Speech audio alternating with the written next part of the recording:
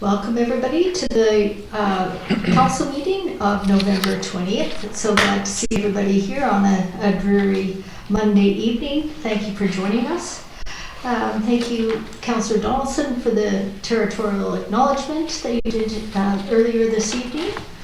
We're moving to the agenda approval. I notice we've got three items here, two items here from the honoring your pinks. So we'll add the first one to 9B. That's the correspondence from Ellison the Duke, President of the Bilston Watershed Habitat Protection Association. And then the second one we'll add to 12C. Okay, with that, I'll take a motion to approve the agenda. So moved. Moved by Councillor Shukin, seconded by Councillor Donaldson. All in favor? Opposed? Carried. Thank you. Okay, we have a presentation this evening. Welcome Superintendent Todd Preston. Thank you for joining us again. Thanks very much for having me, Madam Mayor, Council. I just wanted to touch base. I know quarterly I'd like to come and see yourselves and the other communities as well, and just give you a quick update as to what's going on in your community. So I had our criminal analyst just do up a few statistical docs here, and then I'll speak to a couple of specific files, and then I'll open up the floor for questions for you. So this year thus far, we've had 861 reports. Sorry, am I speaking in here already? You're good now. Yeah. Sorry, I plugged you. So we've seen a 27.56% increase in files year over year from last year. Overall, the West Shore, as most people know, the West Shore detachments consist of Langford, Colwood, View Royal, Machosen, Highlands, Songhees First Nation, and Esquimalt First Nation. So those 7 communities make up the West Shore RCMP. So we are a very complex detachment, and with that, each community has its own concerns and priorities throughout the year. We try to achieve all those. Obviously many of those are consistent throughout the communities, but when you're dealing with small rural communities and large urban communities, obviously the priorities change. The chosen made up thus far 3.65% of the files for the year. And last year, I believe we were around 24,000 files, and this year we're on pace for around 1,000 files here in Machosen. Violent crime is up significantly this year. We've had 35 founded violent crimes in Machosen, which is a 52% increase year over year. Property crime, unfortunately, is also up 25% this year thus far. When I'll go into some of the specifics as to some of the other significant increases in terms of calls for service, are check well-being. And I think when we look at why violent crime is up and why property crime up, I can assure you, you are not alone. Many communities are seeing these significant increases in these types of files.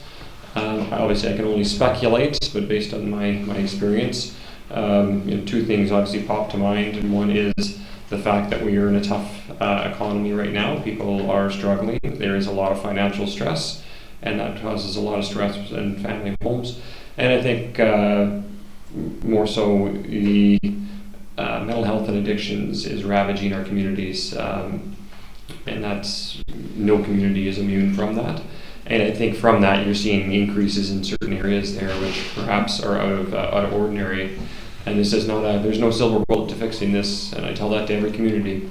Unfortunately, we're going to have to work collectively and try to figure out some solutions to deal with the mental health and addictions. We see it from every demographic in society. It does not discriminate. I can assure you of that. I've seen it from low-level incomes to very, very high-level incomes, and I think it's such an enormous issue that really has so many tentacles that all levels of government need to come together and try to come up with some better solutions, because what's working or what's going on right now is clearly not working. And for instance, last year we had, the year before, last year we had 29 calls for service for check well-being. This year we've had 43, so we've seen a 48% increase just on well-being checks. And well-being checks, typically, there's obviously a mental health component, sometimes addictions, and sometimes it's just seniors that don't have family that we're checking on. But I would suggest that increase, that level of increase, is caused by more than just not seeing mom or not hearing from mom and dad. Commonly, you don't see a 48% increase like that. Traffic, and I think we talked about this before, but the increased level of traffic in your community. I think Matheson's clearly been discovered, and probably should chagrin of many people in the room here, but we are seeing people using this area as their playground, and to that end we have really stepped up our traffic enforcement. But over the last year here, we saw a 175% increase, and I'll put that in perspective here. We had 8 files last year where we had collisions over $10,000. This year we've had 22. That's a significant increase when we're talking about road safety and public safety. Sorry, the increase from, it was 22? We had 8 collisions that were serious over $10,000.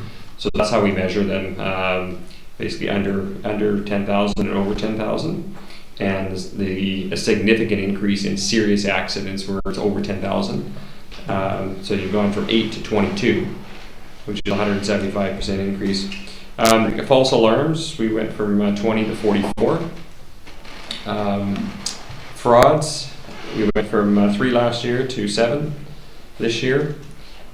And I'll touch on that because we have a very there's a lot of seniors in this community, and it pains me, and I think I'll speak to one of the files here in a minute when I speak to you, but it pains me to see how people prey on our seniors and most vulnerable, and perhaps we can look at bringing in a community policing talk to your seniors in the community here about some of the scams that are, and they're very good. The scammers are they're getting better and better, and unfortunately a lot of people are falling victim, and a lot of them are losing their life savings and what have you, and it doesn't take much. I think sometimes just to find yourself for that vulnerable moment where they unfortunately fell prey. Impaireds, we've gone from 6 impaireds last year to 10 again, so we're talking road safety issues here. And mischiefs, we've gone from 9 to 18. Now, mischief's a pretty broad area. That can be anything from breaking or spray painting or to literally somebody causing disturbance in the sense that they're taking away from the lawful enjoyment of property from somebody. So it's kind of a vague topic. It's tough for me to kind of pin that down a little bit. Found property, last year we had 7, this year we had 16. Again, I think that speaks to people using your area here and losing property. Suspicious occurrences, 44 last year, 71 this year. And traffic, we've seen this everywhere. And again, I think there's 2 reasons for it, but we've got insurance violations. So we had 4 here in Mathesson last year. This year we had 10 so far. So you're seeing a significant increase, 150% increase in people driving without insurance. And I think there's 2 pieces to that. One, that there's no val tags on the back of vehicles anymore, which was kind of a reminder for some of us to look. And if you miss your notice in the mail, unfortunately, you don't really think about your insurance. And I think times are tough. So I think sometimes people are consciously driving without insurance because I think times are lean right now for people. So I'll pause from that point. Actually, I'll speak to just some of the other statistics here. So our traffic unit. So we have a designated traffic unit which we send out to all the communities in the area. This last month, I'm just going to speak to October here. We sent them out 6 times into your area. We did 3 school zone patrols as well. We wrote 6 speed written warnings. We wrote 3 speeding charges, 3 tickets for no driver's license, 2 tickets for no insurance, 7 tickets for no vehicle license related to invalid insurance. And so this year, just collectively in October, the West Shore City Frontline officers and the traffic unit took 6 more prohibited drivers off the streets. That brings the total to 75 prohibited drivers for the year in the West Shore. That's, again, fairly significant. And I think you'll see some of the increases due to some of the technologies that we have. We have the automatic license plate readers on some of our vehicles. They're very expensive pieces of equipment. I think they're around $25,000, but they basically go in a 360 degree, and anything that any license plate that they can see, they read. Where before we would have to manually type in the license plate. So the more of these things we get, the more prohibited drivers we seem to locate. Tomorrow, it's not as relevant to this community here, but I know we're holding a workshop in Langford at 5:30 for business owners addressing some crime prevention, because there's been a significant issue with crime-related and unwanted individuals that are around some of the businesses, specifically mainly in the Langford Gold Stream area right now. November 1st, we hosted a grade 9 career day for Belmont and Royal Bay students interested in law enforcement. So our Combined Forces Special Enforcement Unit, which is a provincially led unit which deals with organized crime, mid-level organized crime groups, as well as our local detachment here, did a joint project here recently, and we seized over $8,000 cash, received weapons including a handgun, 2 cans of bear spray, a crossbow and baton, 2 knives, small amounts of various types of drugs, including fentanyl, methamphetamine, crack cocaine, and in total, 8 individuals were arrested during that weekend. Additionally, between October 13th and the 15th, the West Shore RCMP Crime Reduction Unit and frontline officers stopped 3 separate vehicles and uncovered evidence of drug trafficking across all of the West Shore here. Police seized a large quantity of drugs, cash, and stolen clothing, and a number of people were arrested at that point as well. I'll just read a couple of the files here just to kind of give you a broad overview of some of the types of calls that we go to in your area. October 21st, we had a 3-vehicle collision on the 4000 block of Souk Road in Matheson, causing 1 vehicle in the ditch. EHS advised police that one of the drivers may be impaired. We did an ASD test, which resulted in a fail. That individual was arrested for operating a motor vehicle while impaired. There was no serious injuries, but this individual was charged with that, and the vehicle was impounded as a result. On October 27th, BC Ambulance Service called to report a single vehicle collision near the 3000 block of Happy Valley in Matheson. The vehicle was observed with extensive front damage in the ditch, and again, an odor of liquor on the breath, and the individual refused to provide a sample, so they were charged with refusal and subsequently received a 90-day refusal and a 30-day impoundment from the vehicle. November 8th, we had a fraud reported to the detachment. The complainant complained that he received a phone call by somebody pretending to be a police officer. And the SOC, the subject there, was instructed by the complainant to withdraw all his money from the bank and deposit it into a Bitcoin ATM behind the 4 Mile pub. Unfortunately, the individual did do that, and we have a $21,000 fraud on our hands. So these are the types of files that I'm referring to that unfortunately you see our seniors fall victim to.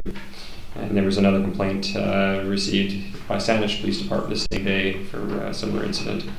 And then on November 13th, the police were conducting patrols with our automatic license plate reader, Souk Road, Matheson, and pulled a vehicle over that had no insurance and that had expired in January of this year.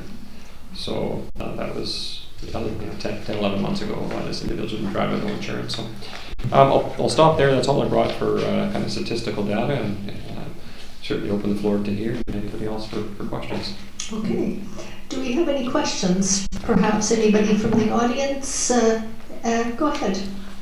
Come up to the mic, okay? Oh, okay, sorry. Just so we can capture it on the video. Sarah. Oh, thank you.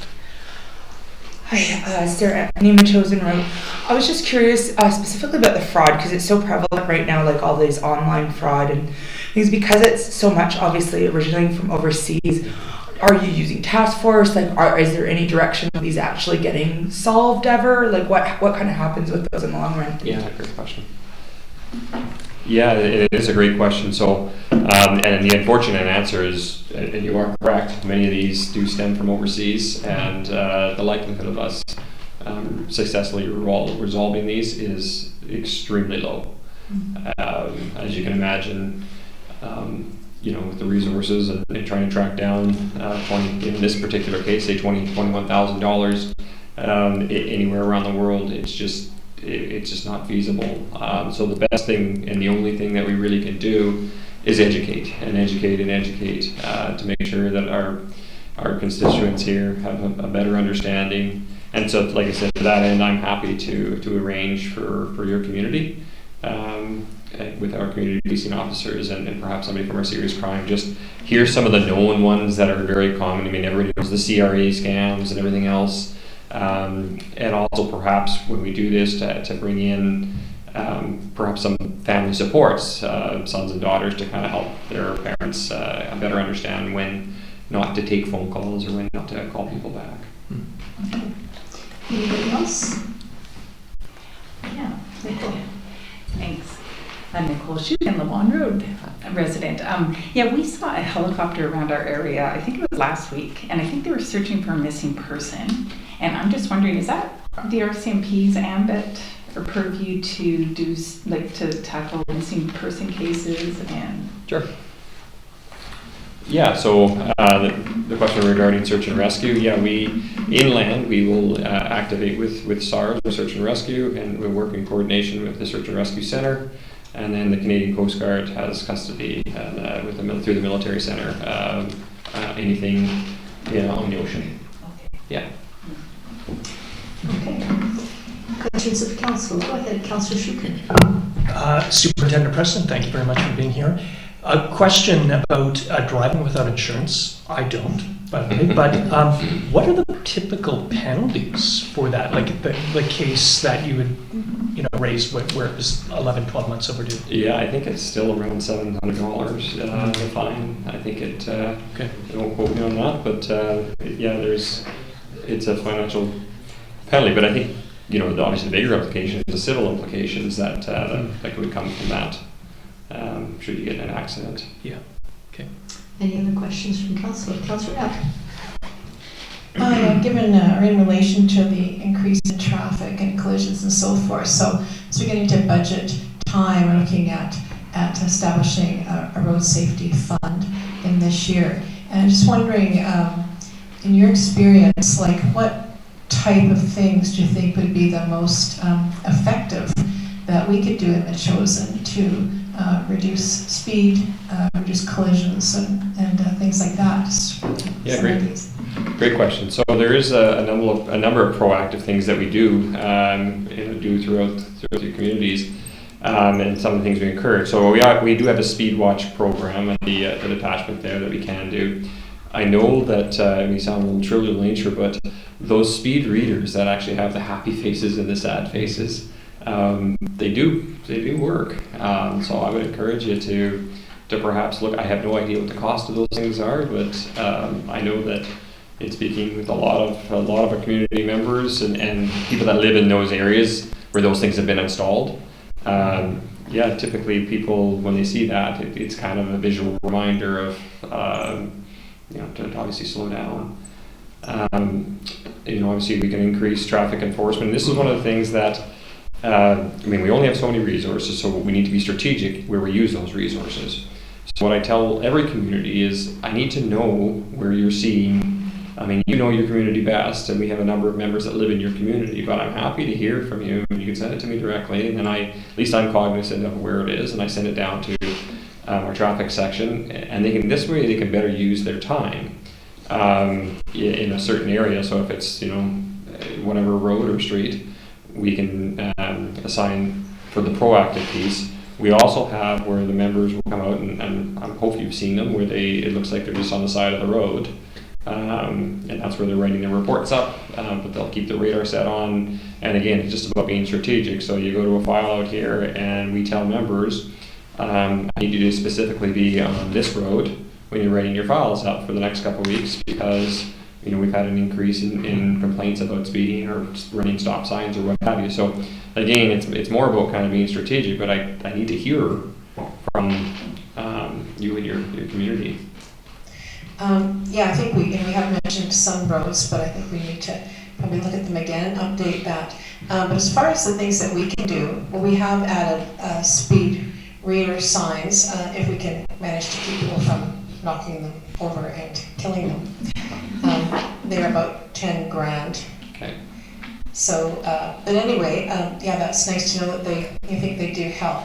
And what about things like speed humps or traffic calming things and things like that? Like what as a district, what can we do? Do you think that would make a difference? Yeah, in terms of engineering, you're probably best to speak to communities like, I know the Highlands are going through the same identical thing, because I go there as well. And also, places like Langford, where I've seen they put the roundabouts in. The speed bumps are obviously generally not overly popular. It's all up to the engineering and what your community wants. They're obviously effective in slowing people down to a degree for sure. Although you see a lot of times people will stomp on it and then stomp on it and then stomp on it. And there's only so many speed bumps when you're looking at a community this size. It's pretty tough to add speed bumps everywhere. Some of the straightaways and what I've suggested and what I've seen have worked is, again, putting a decorative roundabout in where it's not a straightaway. Straightaways, it's no different than in Colwood down on the Lagoon Road. It's a straightaway. And so we've talked about, hey, if and when you're going to start doing some engineering work down there, put something that has to force people to slow down and then continue on. That's not a speed bump. Okay. I have a question. So we have, you instituted a new program this year, the CAR program, where you were teaming a mental health clinician with the RCMP officer. Do you have any early successes, any information on that? Yeah, unfortunately, our police officers are on the ground ready to go. They put out the province has put out the posting for the nurses, but they have not yet hired the 3 nurses. We anticipate January is what we're being told by the province. So we're ready to go. We have the space, we have the people, the training. We're just waiting for the clinicians to join us. Okay. Anything else? I just want to thank you for the work that you are doing, and it's pretty clear the presence of having the RCMP in our community now too. A lot of people are like, why are we paying so much money, and couldn't we bring it down more? But once we explain all of what's involved with that, I would say that probably a lot of our residents are pleased to see your presence. Thank you. And I appreciate the opportunity for us to consider having some community policing presentations and stuff on topics that pertain specific to our community, whether it be scammers or what have you. So thank you very much. Thank you. Okay, great. Thank you very much. Thanks for having me. Okay, we'll move on to number 3, public participation. Is anybody from the public wish to speak? If so, identify yourself with your name and your street, please. Tamara Ballard, Wooten Road. I'm going to talk about the Good Neighbor bylaw. I am in favor for most of it. I'm not in favor of section 7 G. It is the demolition, erection, construction, reconstruction. I don't see a difference between a skill saw and a chainsaw. So I do agree 10 o'clock is late. I think 9 o'clock would be fine. It's the same as the other bylaw. And I also think that there should be a bylaw in there that for people who make misleading, misrepresenting, false, lies, making claims for their neighbors, I think there should be the same sort of deal where you get 3 strikes, you start getting fined as well. You're wasting everybody's time. And the third thing is to do with Councillor Donaldson. I believe that when it comes time to discuss this bylaw, that you should recuse yourself due to the fact of legal proceedings you've been in with your neighbor due to noise. You've recused yourself twice on 2 other occasions where it involved the VMC tax exemption for your husband. He's on the board. And you've also recused yourself for Flush Road Bridge, because you were directly involved in that as well. So I personally believe that you should recuse yourself from this because you've already gone to court. You and your husband have both stated that, you're upset about it, and I think that it may cloud your judgment for the rest of the community. Thank you. Okay. Anybody else wish to speak? Kathy Salute, Neck Road. So good evening, Mayor and Council. I'd like to comment on the proposed new Good Neighbor bylaw. This is long overdue and much appreciated document for sure. It's a big step toward consolidating many of the issues on which the district is asked to intervene. Improved clarity with meaningful justifications and appropriate measures to address compliance with the bylaw should help to resolve disputes and encourage meaningful dialogue between all parties concerned. I did notice, however, a disappointing omission. There is no obvious environmental oversight that should, in light of the climate emergency we find ourselves in, guide all community relations and interactions. The fact that we share our chosen landscape with a rich and diverse natural ecosystem should be top of mind and never ignored. Although there was mention of weeds, and I assume this to include lots of non-native invasive plant species, there is no mention of the impacts that many human activities have on our non-human neighbors. So bright lights, loud sounds, chemical contaminations, noxious odors, for example, affect nesting and migrating birds, our underlying aquifer, the aquatic life in our streams and wetlands, and the many types of local pollinators. If the councillor responsible for the environment and natural areas could, at the very minimum, ensure some mention of these important considerations in this bylaw and all others, it would send a stronger message that Machosen is indeed serious about a climate action plan to protect our beautiful shared home.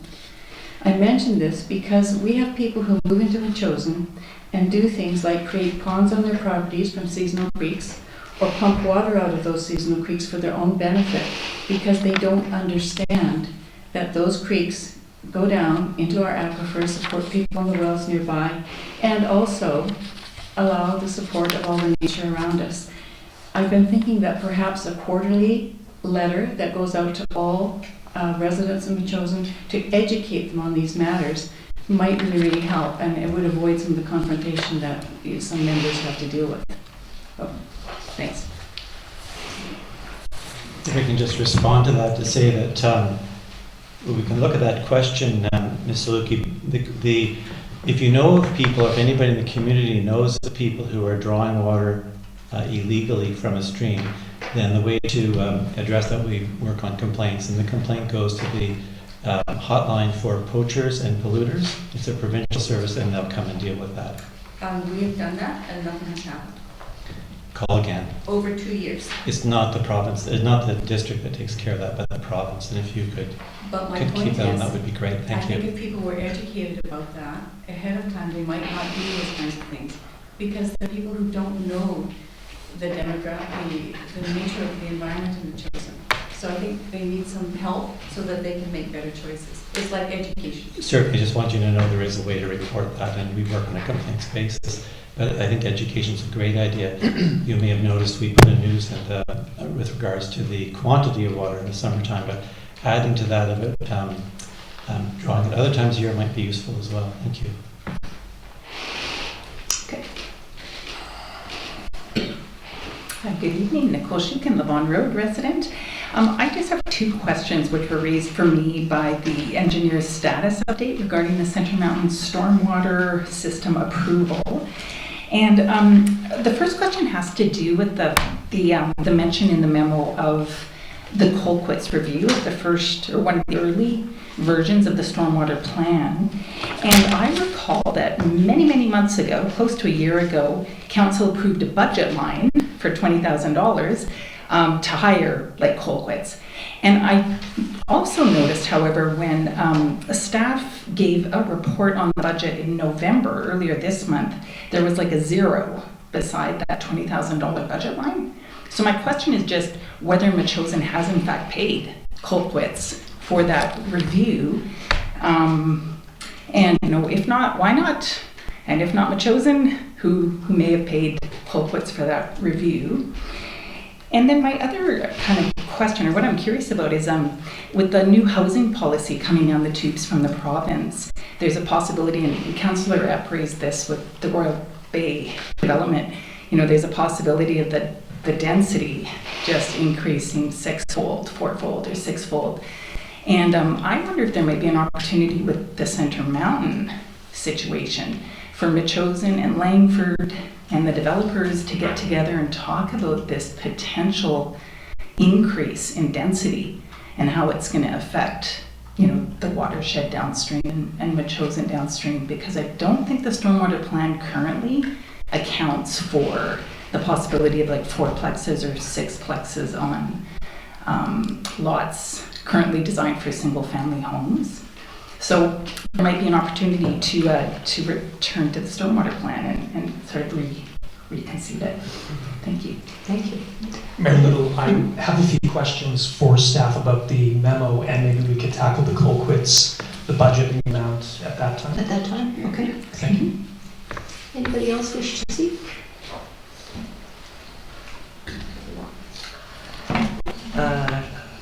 Thank you, Council. Kim Hill, 1070 Brookview Drive. Speaking to item 9B, I believe it is, to do with the management of the stormwater and the pollution, whatever runoff that's coming from Langford off of Centre Mountain, into that's destined to be managed here in Matheson, on Matheson land. Now, I concur with the pick that you have from Alison Leduc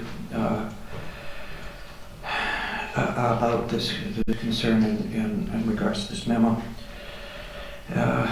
Speaking as someone who lives downstream, I've got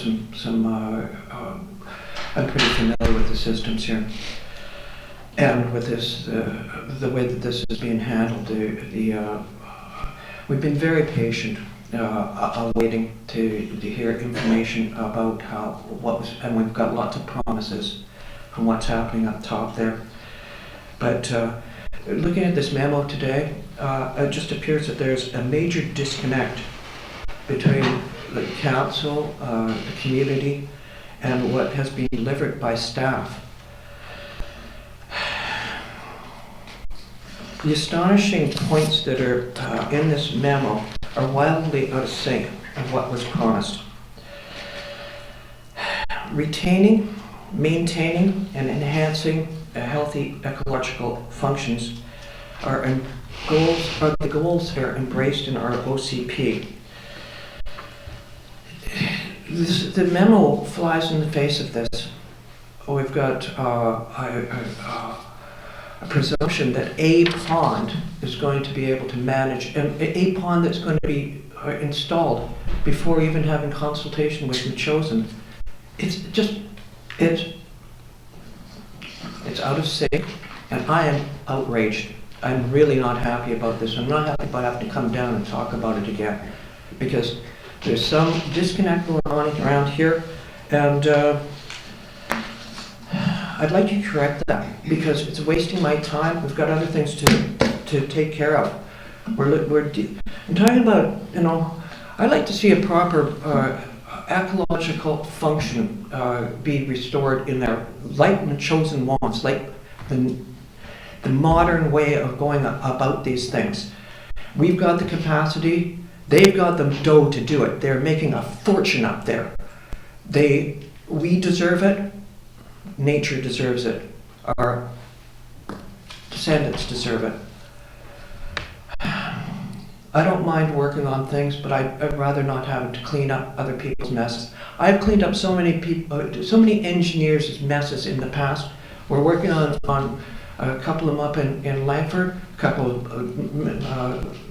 of transport ministry.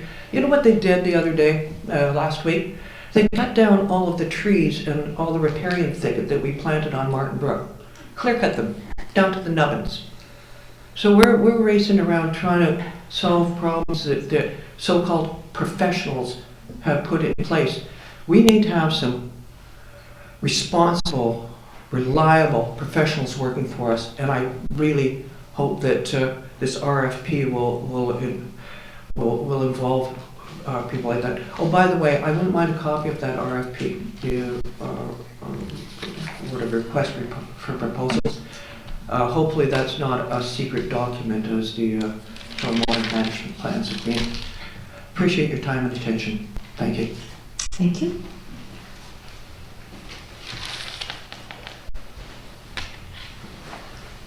All right, Eric White, 4290 Matheson Road. I'm here to speak about the Good Neighbors bylaw because it's not a good neighbors bylaw. It's complaint driven, and in being complaint driven, I suppose actually it does actually suit some situations and not others. For instance, you have graffiti is listed as paintings, drawings, things that some of us would consider art on people's walls that can be seen from roadways. I can think of two particular examples in Matheson that are very unique and dedicated art pieces, but could easily be construed as, well, one might not be considered graffiti, but the other is definitely a collection of materials. So it's if someone decided to complain about it, well, again, it's a pick and choose about who we target with what is collected and what is art and what is someone's, car in their driveway that they're working on, but they've disassembled, and someone says, wow, that looks disorganized, but that fella knows exactly where every piece is and how it goes back together. It's very organized. So the complaint-driven thing is an issue also because it is possibly targeting vulnerable and poor people in the sense that when someone's property falls into disrepair or looks disorganized or whatever, it's often because they can't get to it themselves or they can't hire someone to get to it themselves. It's based on a lot of the time being unfortunate. So that's another issue with the bylaws. It's not looking for people who are, capable of paying these fines. It's looking for people who are incapable of paying these fines. Right? So there's one issue about if we can carry on and make our fines more expensive is we're targeting people with it. Another problem I have is with the water runoff. Depending on your property orientation, let's use mine for example. I'm at the top of a hill.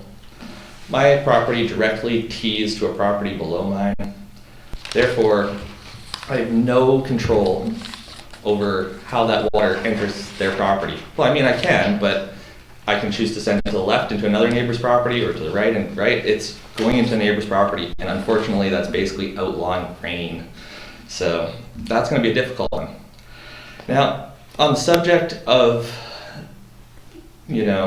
prosecution, someone has mentioned that you guys are spending our legal budget like drunken sailors. And if you carry on with this, the people who can afford to take you to court will win.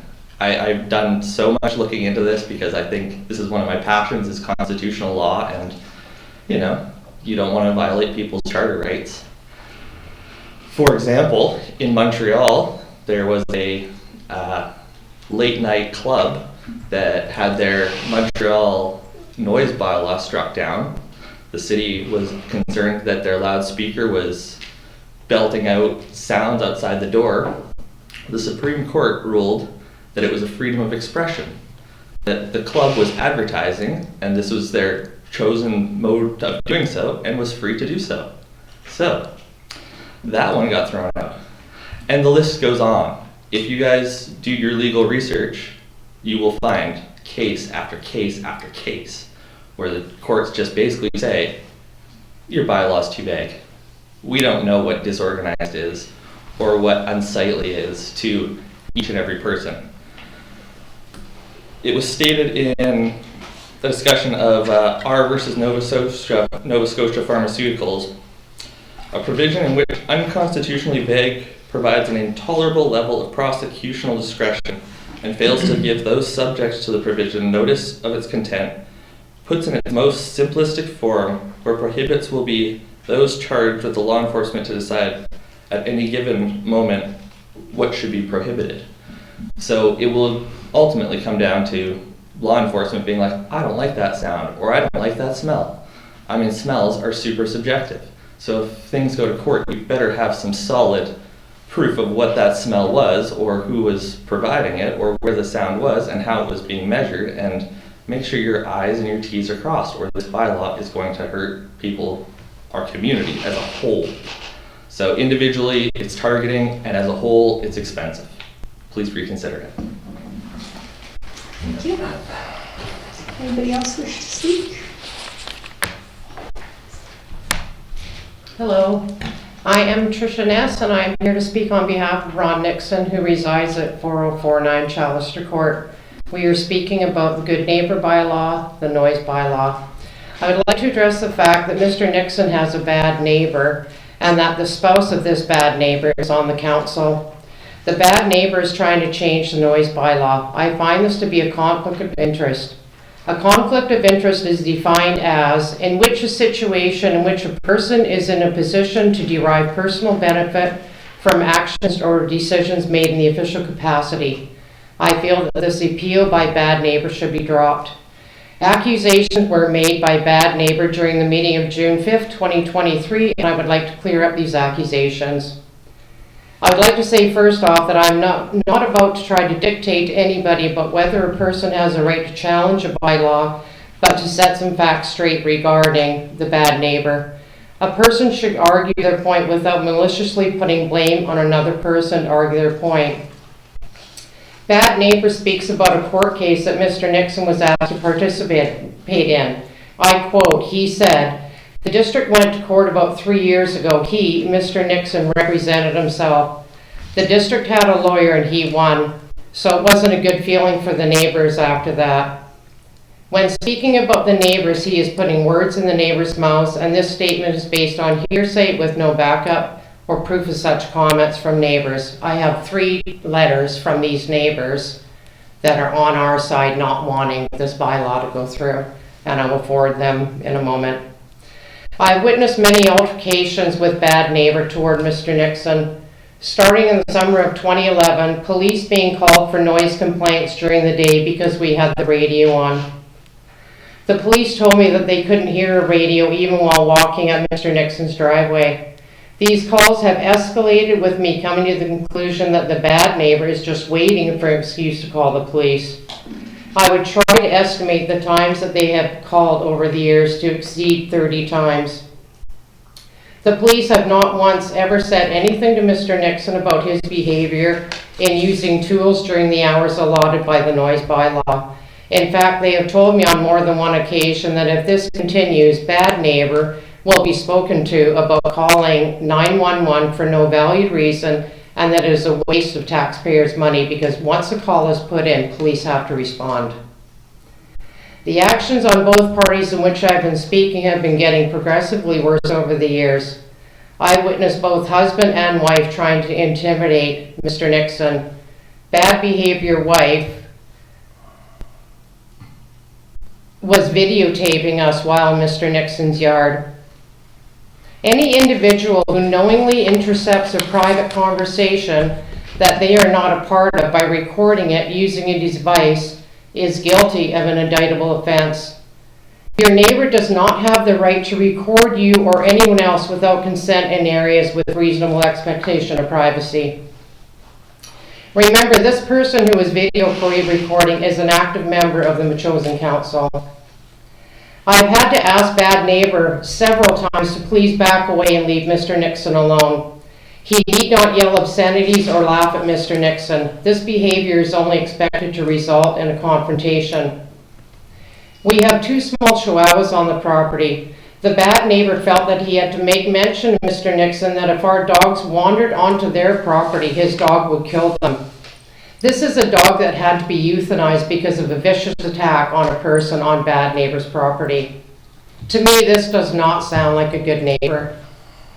A good neighbor would approach Mr. Nixon with any concerns he or she had and speak in a respectful manner. This has never happened with the bad neighbors. I feel that we are always waiting for the bomb to drop anytime we're outside. Bullying and intimidation is how the bad neighbors choose to resolve any problems. Sometimes projects take a little longer than anticipated, and these are issues that we, as good neighbors, should appreciate. We don't appreciate the putting up of barbed wire when Mr. Nixon is trying to build a fence for the bad neighbor. Another tactic to make life difficult for Mr. Nixon. Bad. In closing, people work different shifts and should be able to cut grass, power wash driveways, barbecue, or listen to music within the limits of the present bylaw. We are not a retirement village, so we don't need to make changes in this bylaw. Like I said, I have letters from concerned neighbors, one who lives to the right of Mr. Nixon, one who lives directly across the street from Mr. Nixon, and one that lives down the road. Furthermore, Mr. Nixon would like to see the resignation of Shelley Donaldson, or at least recluse herself. She is obviously not a true representative of working for the people of Matheson. Thank you. Okay, anybody else wish to speak? Okay, let's move along to the adoption of the minutes. So turn to page 5 of your council agenda. So these are the minutes from November 6th. Page 5. Could I have a motion to adopt these minutes? So moved by Councillor Johnson, seconded by Councillor Shukin. Questions? Go ahead. Yeah, on item number 4, it was actually your update, Mayor Little. I think just we could change some wording here. It says implementation of Matheson's Climate Action Plan. I think what we did was we adopted the Matheson's Climate Action Plan. So the implementation is going to take us a number of years as we work through all of that. So I'm just suggesting an amendment that would be strike the word implementation of and change that with the word adopted. We can't change the minutes in terms of what was actually discussed, but the other thing that happened, which I think was remarkable last year, was December 5, 2023, we adopted the declaration on the climate emergency and biodiversity crisis. But I think we just fixed the words there from implementation to adopted. That would be good. Okay, thank you. Anybody else? No, I'll call a question. All in favor? Opposed? Carried. We have the special council meeting of November 7th. Move to adoption. Moved by Councillor Shukin, seconded by Councillor Donaldson. Questions? All in favor? Opposed? Carried. And then we have the special council meeting of November 14th for adoption. Move adoption. Moved by Councillor Shukin, seconded by Councillor Donaldson. All in favor? Opposed? Carried. So we have the receipt of the minutes on page 15. This is the Special Community Planning Committee of November 7th.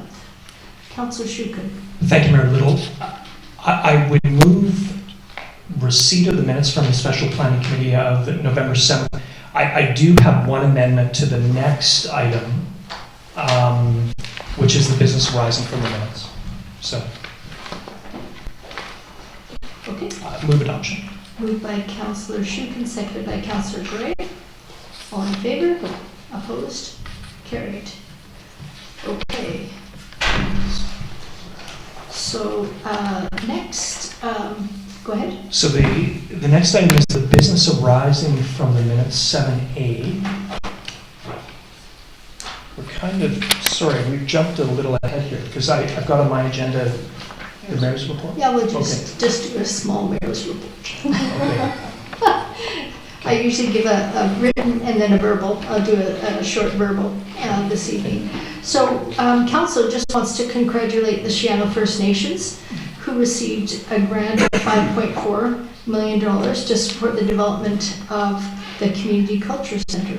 The building is expected to be the centerpiece of the nation's town center at Spirit Bay, which already contains oil spill response center, busy recreational fishing marina, and dozens of homes. Funding was secured through Ottawa's Cultural Space in Indigenous Communities program, which delivered more than $120 million to 66 First Nations across Canada.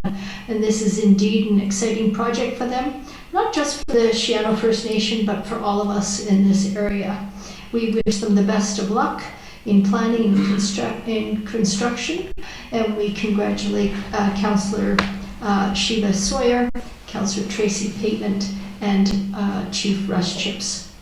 So with that, that's it for my mayor's report. So congratulations. So business arising, page 19, Councillor Shukin. This is business arising from the council meeting of November 20th. Absolutely. And there are two motions here. The first one I would move for adoption, and the second one I will have just a slight amendment. So I move that Councillor Shukin further connect with the Bufferland Working Group and other parties to help define what a protected ecological buffer could look like in terms of the one that is designed as a park, in terms of one that is designed as a park, and that the definition determined be used as the basis of developing a resource plan as well as the budget for the designated park. So, okay, moved by Councillor Shukin, seconded by Councillor Donaldson. Questions? Councillor Gray. Yeah, I'm just wondering, we talked about this, it came up, we were, as we recall, I'm sure, moving back and forth, trying to figure out what to do as a first step out of the Bufferland Working Group. And so we ended up saying, well, let's go back to the working group. But I've been thinking about it since then, and I'm wondering, the work group has kind of finished its work, you know, the mandate is up, the timeline is up, and whether or not we wouldn't be better to see, similar to the second resolution, a staff report on options, you know, taking the working group materials, especially the vision, as we have in the second part of the motion, the notion of an ecological buffer zone, you know, and see if we can't get some options like that from staff and go from there. I just don't want to burden the community so much with this, and you know, considerable time put in, and we do have some staff who can work on this and pull it together for us. Just a different option. Councillor Shukin? Okay, so there's a thank motion you. on the table, isn't there? Yeah. So has it been seconded? Yes. Okay, thank you. Just to Councillor Gray's point, the initial draft is now complete, and I'm hoping to actually turn it over to staff tomorrow or early Wednesday. Again, the project that will come from this is the developing of an initial resource plan as well as a budget for a park. Now, what the Bufferland Working Group had asked is if we do this in 4 phases, but phase 1 is where council consider their appetite and what we believe the community's appetite is for resourcing the protected ecological buffer. So I think that there's more that will come from this, including a refinement of the definition. So I believe we should just march ahead, and once we get that initial information, we can, you know, ask staff to look at things a little more closely. So, any other comments? So do you mean an initial draft completed of the results of what the motion would be? People correct. Yeah. Okay. Yeah. So maybe we do that, then we can get a look at the initial draft and decide what next steps are. I just am anxious that we keep running the committee for longer and longer without an endpoint for them and for us. Yeah. What the intent is that this be provided to staff, and then 2 things be developed. Again, the initial resource plan and the buffer for the concept as defined by the Bufferland Working Group. And then again, council will get a chance to chew on this and see what they think. So, yeah. Okay. Well, and no other comments, I'll call the question. All in favor? Opposed? Carried. Okay, thank you. And then go ahead. Okay, so before we move on this, I have 2 amendments, 2 changes to this.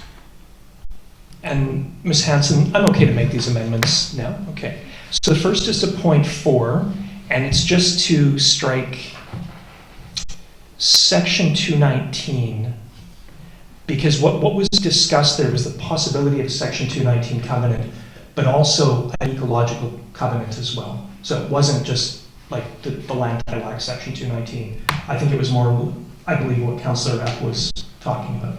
So again, the role of covenants at this stage. So strike section 219. I would like to add a 5th bullet, and that just simply says, and other matters that may be relevant. Repeat that. And other matters that may be relevant as point 5. And that will allow our planner the opportunity, if she sees something that she feels important, to add it to that initial report. Okay. And yeah, it's hard to understand what we might see first. We might see initial drafts from both the resource plan, the budget, and then and the planner's report. They might all come at the same time or as initial drafts or something, or initial work. So, Okay. yeah. Okay, amended motion by Councillor Shukin. So moved. Moved by Councillor Shukin, seconded by Councillor Donaldson. Comments? Yeah, I have a question. Councillor Shukin, can you clarify how you want number 3 to read, please? We're striking out section 219. Yeah. Well, my hope is that the role of covenants will be understood as either section 219 covenants or an ecological covenant, say, such as you might have habitat acquisition trust involved in. Okay.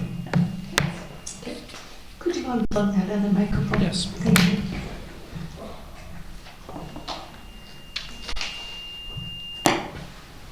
Bravo, thank you. Okay, any other comments regarding this motion? If not, I'll call the question. All in favor? Opposed? Carried. Okay, thank you.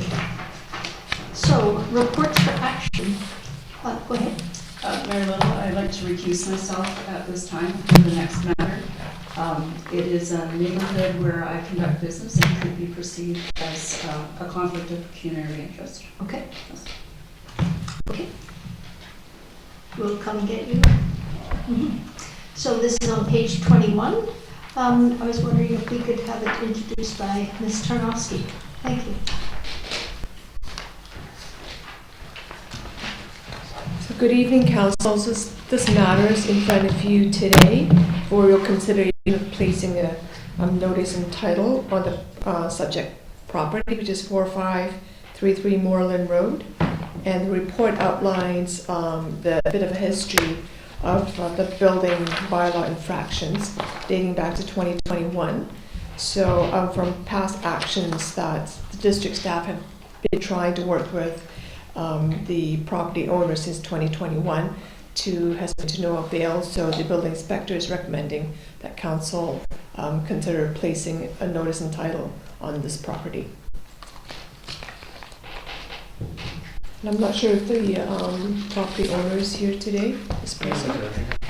Is Ms. Tang? Yes. Yeah. Okay. Did you want an opportunity to speak to council? I don't know. You're most welcome. Yeah, sure.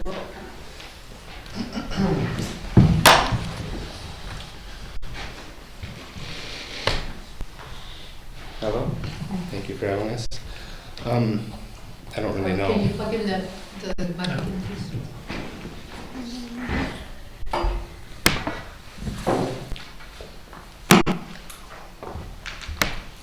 I don't really know where to start with this. I mean, we had dealings with a couple of different building inspectors on this shelter that we put up as a temporary storage solution for our recreational investments.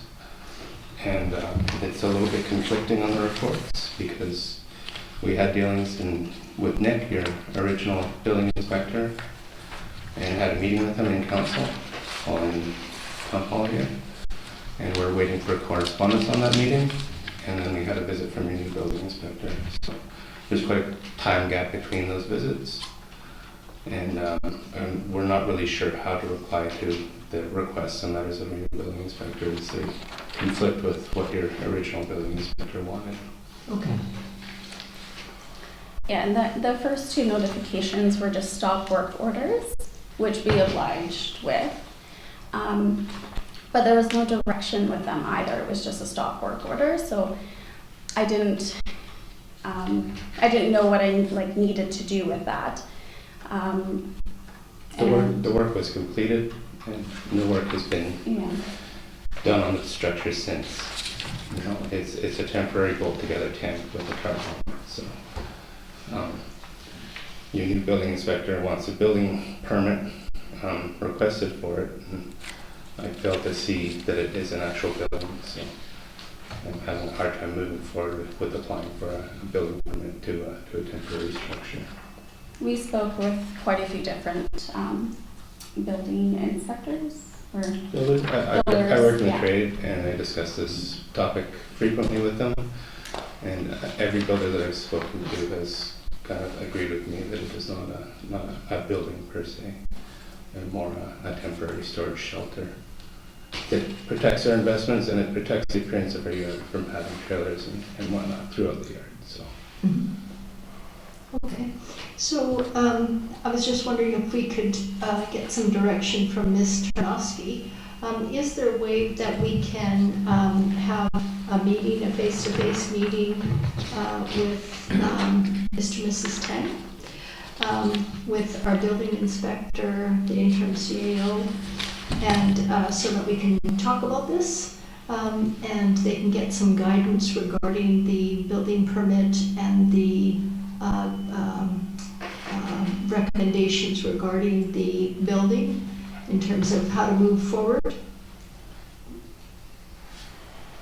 I think it would be nice to have a face-to-face meeting. I think that would be beneficial.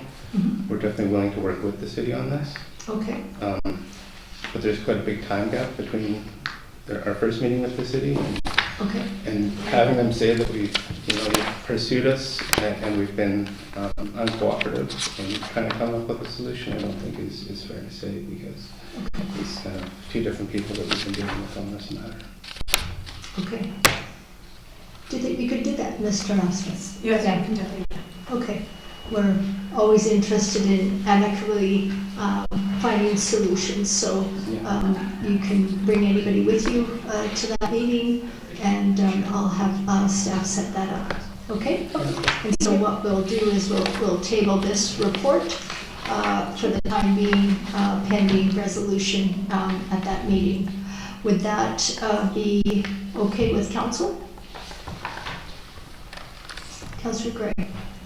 Yeah, certainly, that makes sense to me. I think one of the big issues was notifications being sent and no response. Right. And that's sort of the nub of it for us. We weren't really sure on how to reply to those notifications. Yeah. So I think getting together will make all the difference. It's just kind of a question of bringing the parties together, but not responding puts us in the situation of saying, gosh, I guess we have to move forward with a notice. Yeah. So we have a meeting happen, and I'm supportive of that. I think what we could do is put forward a motion to postpone this to a later date. Okay. Sorry, Thank you very much, Mayor Little. I'm supportive of having the property owners and staff get together. The one thing that I believe should be done is some sort of time window we put on. It's not even a matter of resolving the incident, but understanding what the path ahead is toward compliance. There is, of course, the option of applying for a variance, although the building's been built, so that's maybe that ship has sailed. But I would just ask that there's a time window that might be put, and maybe it's within 3 months some sort of workable solution has to be done and effect within 2024. I don't think we have to have a motion on this one, but I think that's something that staff should work with an understanding of. So. Okay, Councillor White. Yeah, just about the letters. You did receive the 3 registered letters, and at the bottom of each letter, it says, should you have any questions or concerns, require further information, please don't hesitate to contact me directly. And it gives the number of Ms. Tarnowski. So, that was on all the letters. So I think, I do agree that a meeting, hopefully we can get this resolved through a meeting, but there was the option there to get in touch. And as you say, you didn't know what to do, but that is always an option. Yeah, can I respond to that? I think after the first one, we had a meeting here with Nick about it. And then I got the next one, which was essentially the same until the third one, which told us about this meeting. So that's where we are now. So I didn't ignore them all. I did follow through. But again, there was no Not really any sort of like resolution or anything that was super specific that we needed to do. And again, it was a very gray area because it's not a regular building. It's a temporary tent. So I think all of us were kind of had different opinions, and yeah. Okay. Okay, we'll try and come up with a plan. Councillor Gray, do you want to add something? So I'll make a motion to that we postpone consideration of this matter until the end of February 2024. I would second it. Okay, moved by Councillor Gray, seconded by Councillor Schuppen. Any other comments? Okay, so with that, we will plan a meeting. Go ahead. Oh yeah, I should call the question. All in favor? Opposed? Carried. So with that, we'll plan for a meeting with you and staff and see if we can follow through with a plan and some agreeable resolution to this matter. Thank you for coming this evening, and you're always welcome. Okay, thank you. Okay. Thank you. So for members of the public who are wondering why they've never seen this before, these have always been held in camera, and that's according to the community charter. That's the wrong place. We need to do this in an open and fair way in public. It's uncomfortable and awkward, but this is what the community charter says. So staff has reminded us of that, and this is why we're doing this in this open and transparent way. Okay. With that, we'll move on to the reports for information. We've got the application fee review. This is from Ms. Tarnowski. Can you walk us through this one, please? On page 49. Oh, sorry. Almost forgot to get you.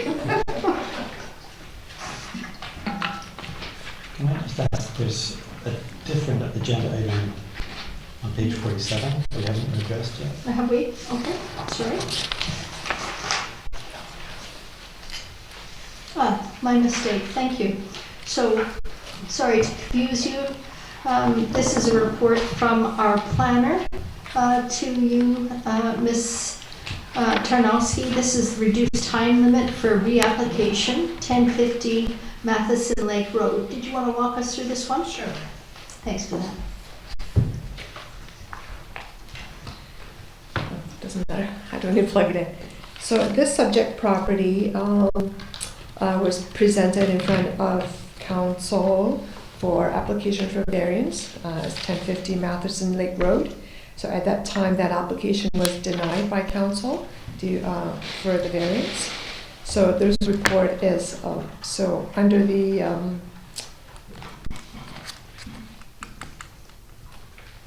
excuse me. So under our, this is bringing this back to council again, asking for reconsideration. So if an application has been denied by council within 6 months, that currently under the development application process is the applicant cannot reapply it again. So, but given that the new application is going to be within there's no variance that's required for the application. The report is just presented to council and requesting if you would reconsider or waive that 6 month period for reapplication. Okay, thank you for that. Councillor Schuppen. Through you, Mayor Little, a question for Ms. Tarnowski.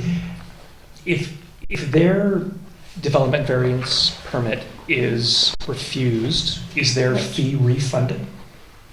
No, there isn't, because we've done the work. Okay, great, okay. And sorry, if you look, I'm just reflecting on the next item, which a DVP is $500.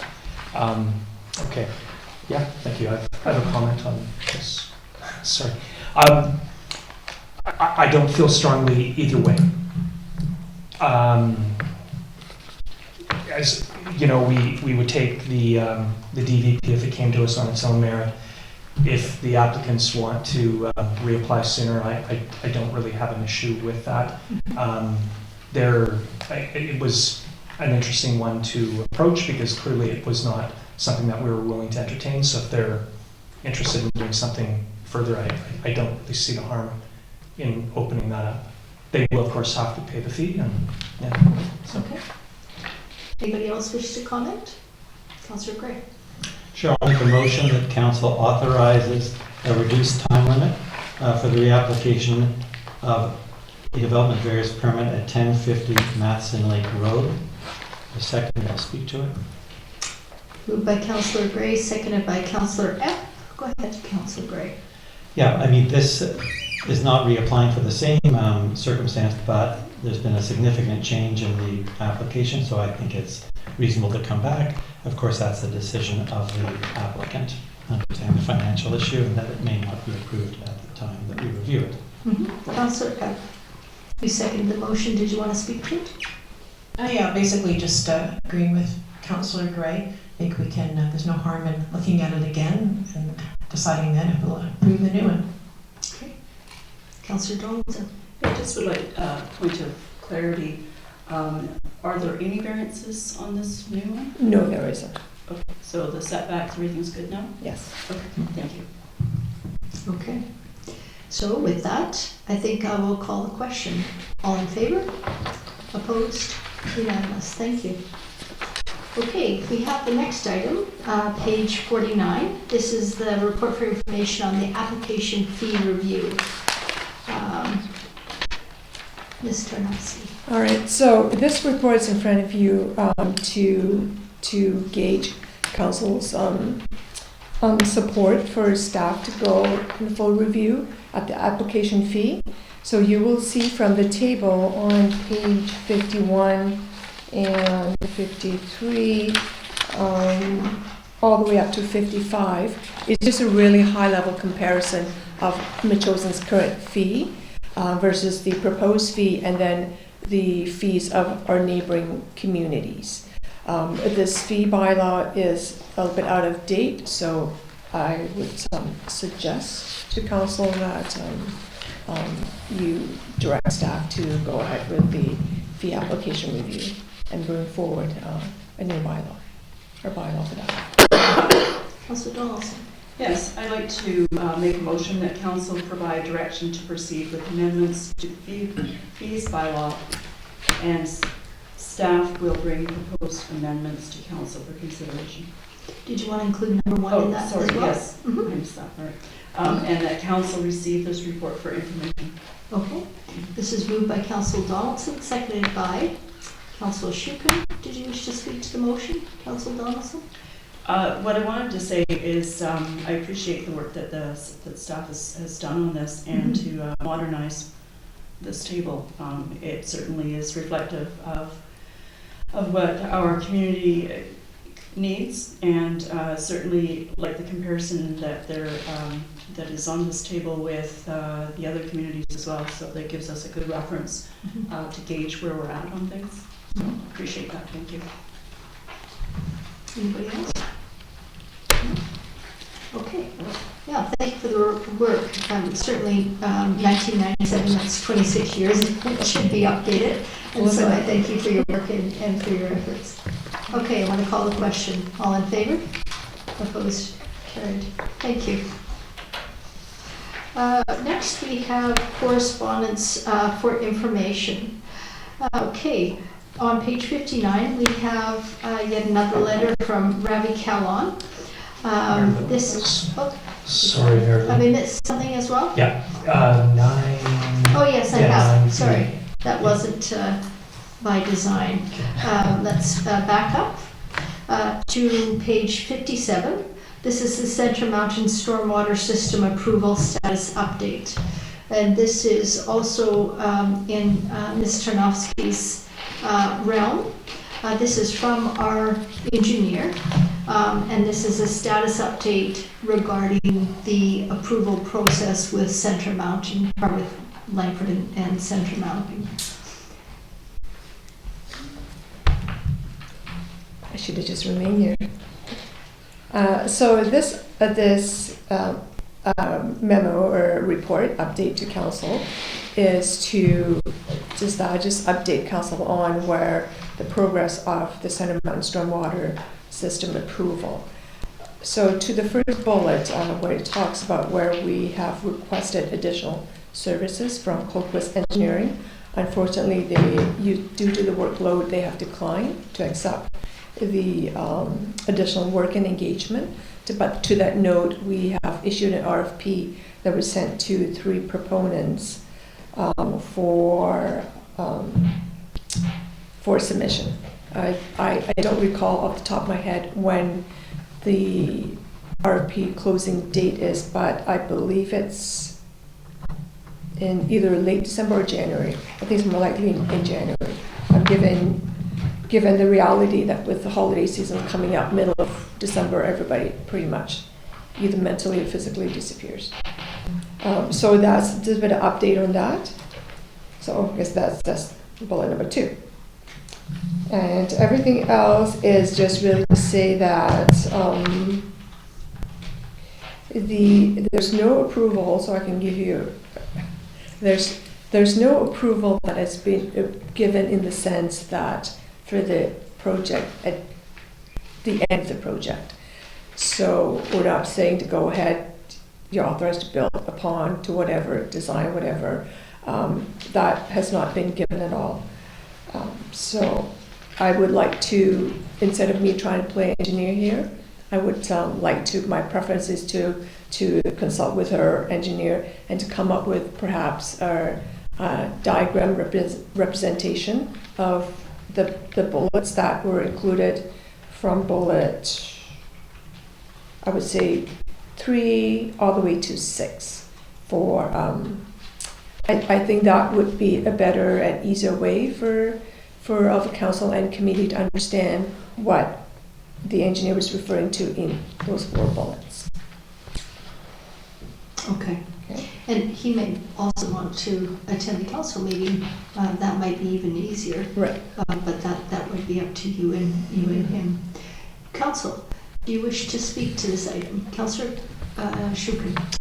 Thank you very much. Thank you very much, Mayor Little and Ms. Tarnowski, and really great to hear that an RFP has been developed and sent out for the work that we need. I'll just mention casually one of the companies that's been talked about as having advanced, perspectives on stormwater management is Aquatex, and it'd be great to know that they have received the RFP package as well.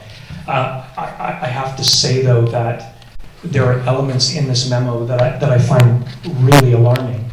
I take some comfort in Ms. Tarnowski's words, but the words of the memo say something quite different, and I think it is really important to get clarity from our engineer, but more importantly to make sure that the developers and their consultants and the City of Langford are really clear on what it is we pass. So just in terms of the issues that I have with the memo, I'll read a few bullets here. Council has since stated that no approvals, interim or otherwise, would be given until the entire project is complete.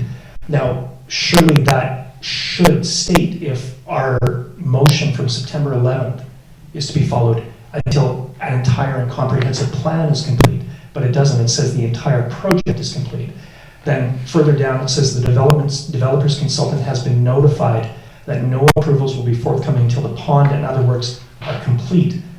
I just do not know what that could possibly mean other than a signal that they can go ahead and start the work. But then further down here, it says, however, they have been informed, the developers, that the district has no objections to the general concept and modeling work to date, and that they should continue with the detailed design of the works based on that concept and the modeling results. I would say that is not the case.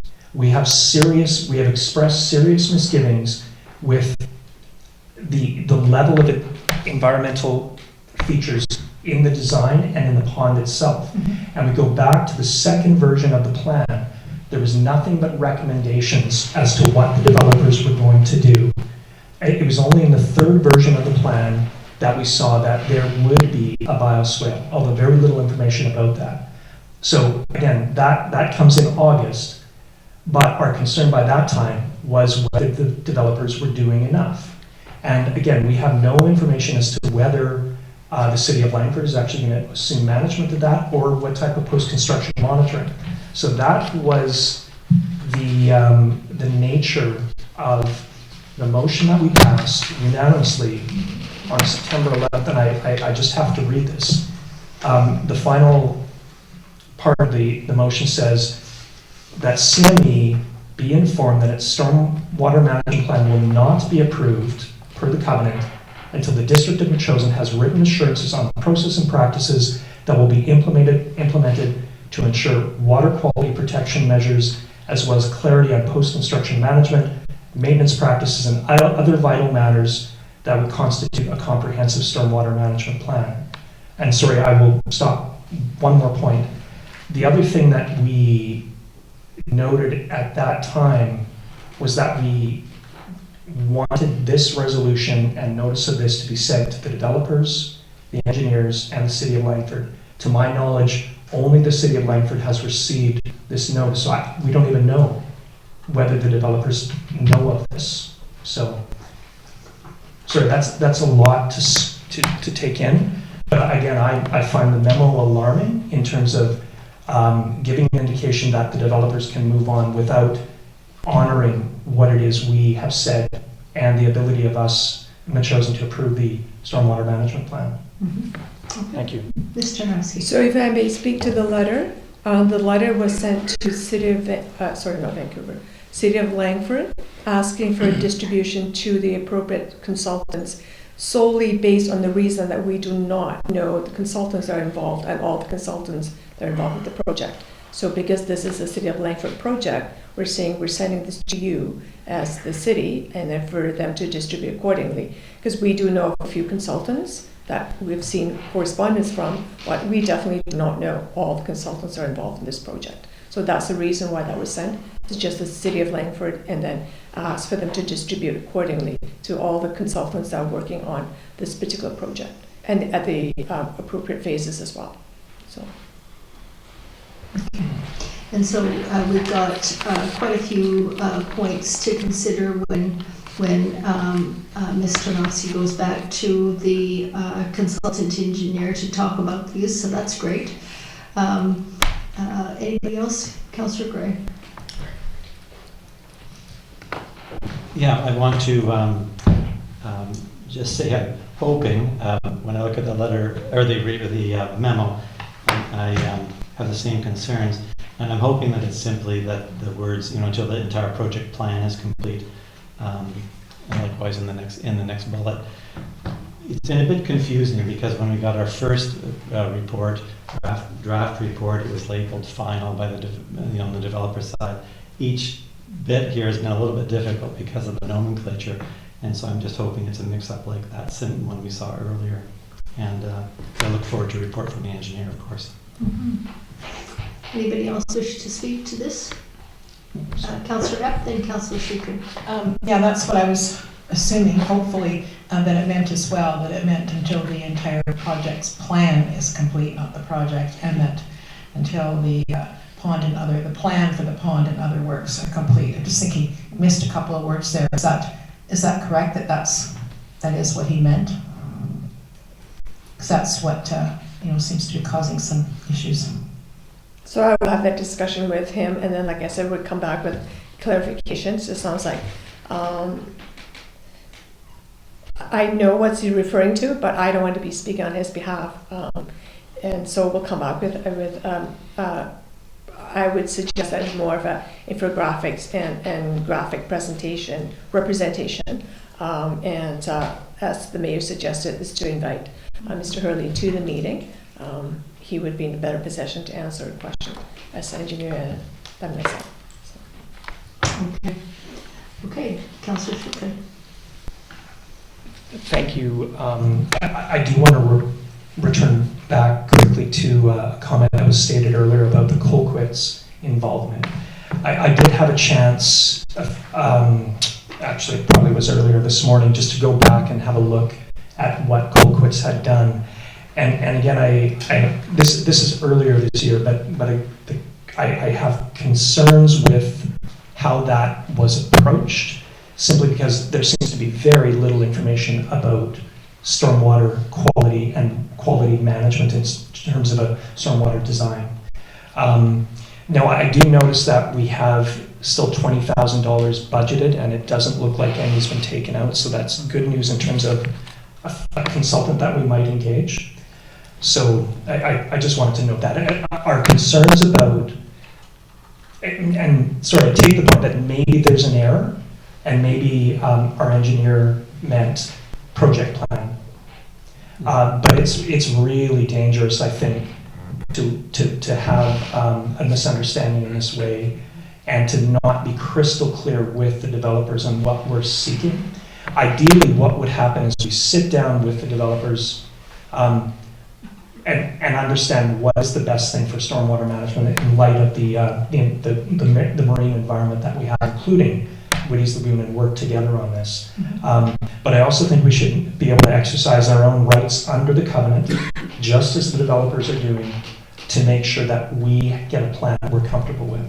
So I would like to make a motion that our interim CAO seek clarity from our consulting engineer as soon as possible, and confirm the motions that were made on September 11th and October 23rd, and also convey those to the developers and their consultants through appropriate channels.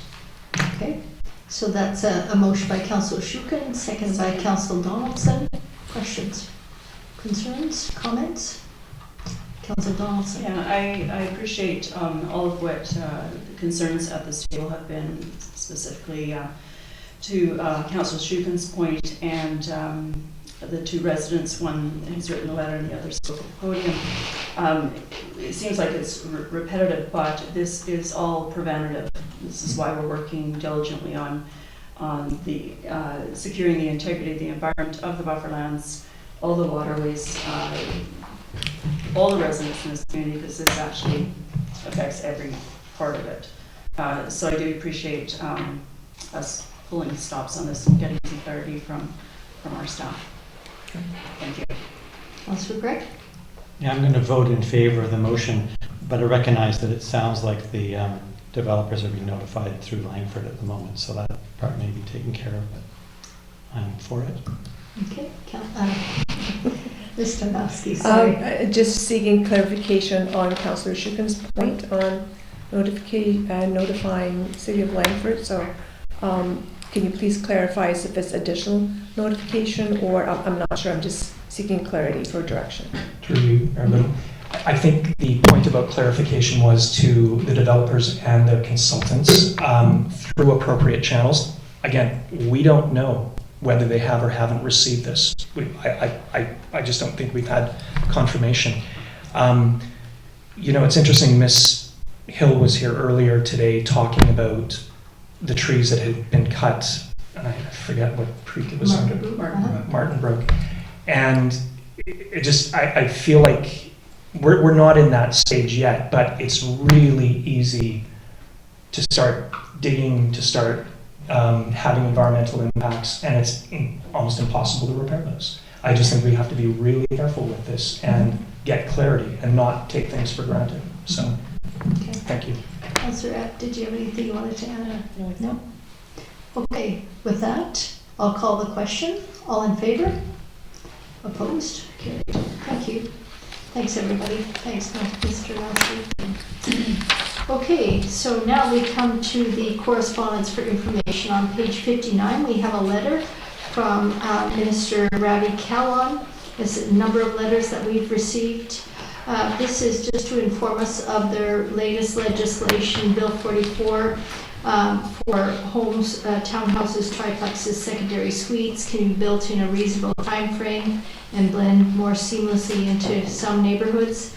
And that's Bill 44, as well as Bill 57, which is designated areas around high frequency transit areas, or TOD areas.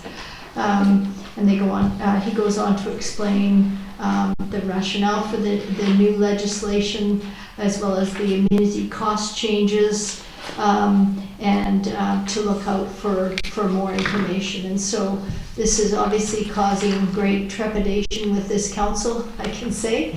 And we're looking for more information. I did reach out to our MLA, Mitzi Dean, on Friday, and she has sent a message to Rabbi Kellon's ministry to discuss more details of their plan. So I think we'll just take the approach of watch and wait, do what we can. I'll have a conversation hopefully soon with them. I suspect that they are not making it up as they go along, but they are grappling with many questions from many municipalities regarding this overarching legislation. Yeah. Did anybody else wish to speak to this? If not, I'll entertain a motion to receive. Motion by Councillor Donaldson to receive, seconded by Councillor Epp. Anybody else? Comments, concerns? Not, call the question. All in favor? Opposed? Carried. Thank you. We have a letter from Kathleen Gilbert of the Vancouver Island Fire Film Commission Grant and Aid, thanking us for their grant of $1,300. In essence, the services that they provided in 2022 with over 50 productions. And you've read the letter, so with that, I'll take a motion to receive for information. Motion to receive. Moved by Councillor Donaldson, second by Councillor Shukin. Comments? All in favor? Opposed? Carried. And then we have a letter from Dan Ashton of the BC United, the Shadow Minister for Municipal Affairs. This is regarding the debate in the legislature regarding Bill 45, the Miscellaneous Statutes Amendment Act bylaw. And they're concerned about the Ministry of Municipal Affairs, their amendment. Just notifying us that of this, wants us to be informed and engaged, and if we wish to reach out, the email address is there. And that the specific Bill 55, the Miscellaneous Statutes Amendment Act number 4, 2023 is attached. Okay, with that, I'll take a motion to receive. So moved. Moved by Councillor Shukin, seconded by Councillor Epp. All in favor? Opposed? Carried. Okay, we're now coming to the bylaws. On page 67, we have the Good Neighbor Bylaw 2023, number 686. And we're asked to consider that council give second reading to the Good Neighbors Bylaw 2023, number 686. Very well. Through you, the chair, to Ms. Tarnowski, may I ask a question, please, for the benefit of our residents in the room? Yep. Ms. Tarnowski, could you go to the microphone? Thanks. Thank you. Ms. Tarnowski, has been brought up this evening in public participation that I may have a perceived pecuniary interest in this matter. And as an elected official, from time to time, we do have things like bylaws to discuss here. Can you please clarify for myself and people in this room whether or not I do have a perceived conflict of interest? So, Councillor Donaldson, you do not have a conflict of interest because this bylaw applies to all of the community and district, and so it's not a bylaw that applies to specific property owner or anything like this. This applies to the whole community. So, thank you very much. Okay. Anybody else have any questions at this time? Okay, so let's move along. Ms. Tarnowski, so we've got the bylaw. You're asking us to consider second reading. Can you give us a bit of background? That's correct. Thank you. This was presented to council for the first reading back in June of 2023. So at that time, council directed staff to go away on to seek clarification on a few points. And those are the ones that are highlighted in the background section. So it's about implementing a fee for responding to nuisance calls, and also to get a clarification on definition of a public view and highway as well. And also seeking enforcement of odors and how it's measured. And the last point for clarification that Council requested was to seek further feedback on illumination, whether or not this light is attached to a building or structure. So we have included the information under the discussion section of the report, the first one being the charge for nuisance calls. And it's up to Council's decision whether or not Council wished to pursue that, but in the report it does say what are the things that we will have to do or be aware of if Council chooses to implement the provision for levying charges against nuisance calls or repeated offenders for nuisance calls. Okay. So just a point of that is what staff is working on is to extract all these related charges and matters from the respective bylaws and put it and update our fees and services fees bylaw, so fees and charges bylaw.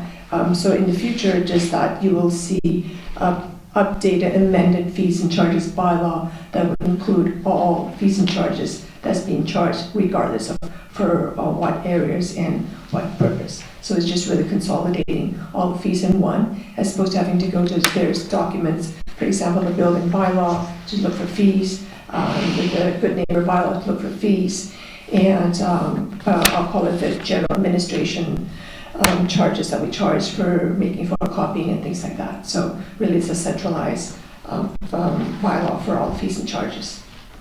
Okay. You see on the section of public view, definition of that is the definition is included. Highway is included in the community charter. It's very clear as to what highway includes. It includes more than just a street. So it's street, roads, lanes, bridges, viaducts, and any other way that is open for public use. So that's the definition under the community charter of highway. Well, of course, with the exception of private property, that doesn't apply. So along that, that token, sidewalk, and footpaths are included as well. And the next area of clarification that Council requested was enforcement of odor. It really, the point here is to take in consideration is the lack of any kind of odor detecting devices. There's provision here, and in that case, what do you do if you do not actually have a, I don't know what you call it, odometer? I'm not sure. A device to detect the strength of odor. The next point of clarification is about illumination of light that is not attached to a building or structure. So it's recommended, where staff is recommending that that area remains the same regardless of whether the illumination is attached or not attached to a building. It is still the light, the offense is the same. It doesn't matter whether it's attached or not. On the section on noise, staff is proposing that we make one small change, that is to be in line with the animal control bylaw. That's to change from section 6A, replacing 15 minutes and changing to 10 minutes. What else is there? As a reminder to council that all these do not apply if it's farm properties that is regulated by the Farm Practice Protection Act.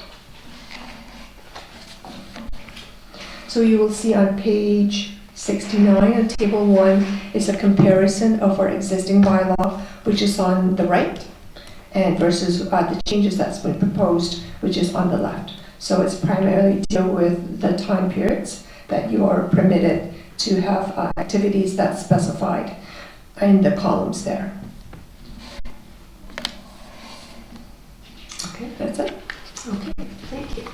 Okay, so council, I'm going to suggest that somebody make a motion for option number 1, that the District of Metro Good Neighbor Bylaw 2023, number 686, be given a second reading, and then we can discuss. So, and I'll, just a quick comment after. But.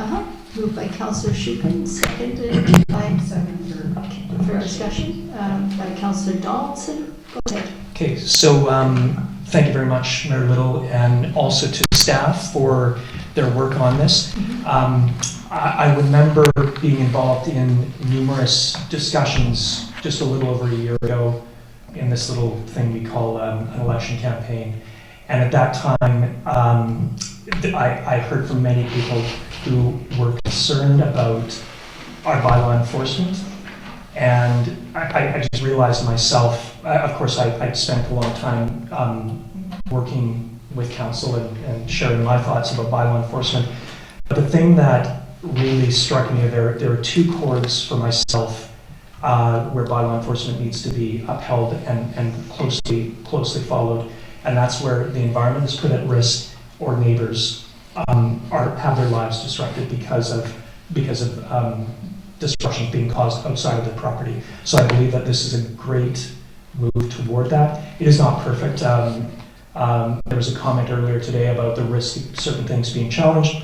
That may be the case, but I think this is a great step. One of the things to keep in mind is that we live in a society where there's always a desire to balance rights. And again, someone's right to free speech cannot impact negatively on the enjoyment of others. Again, it's much more nuanced than that, but there is always a balance of rights, and I believe that this bylaw moves in that direction. Thank you very much. Okay. Councillor Schuppen, or Donaldson? Yes.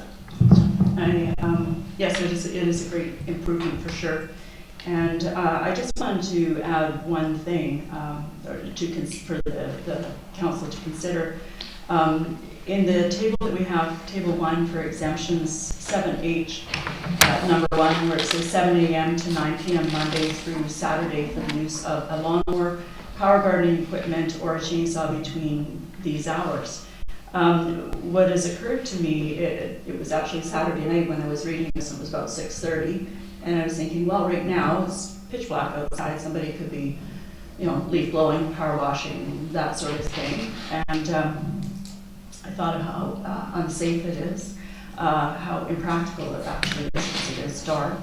And just decided to go actually onto the internet and have a look at when our sunrise and sunset throughout the year is. So I would like to suggest for consideration that we alter this just slightly with number 1 saying that 7 a.m. to 9 p.m. Monday through Saturday, March 1st to August 31st.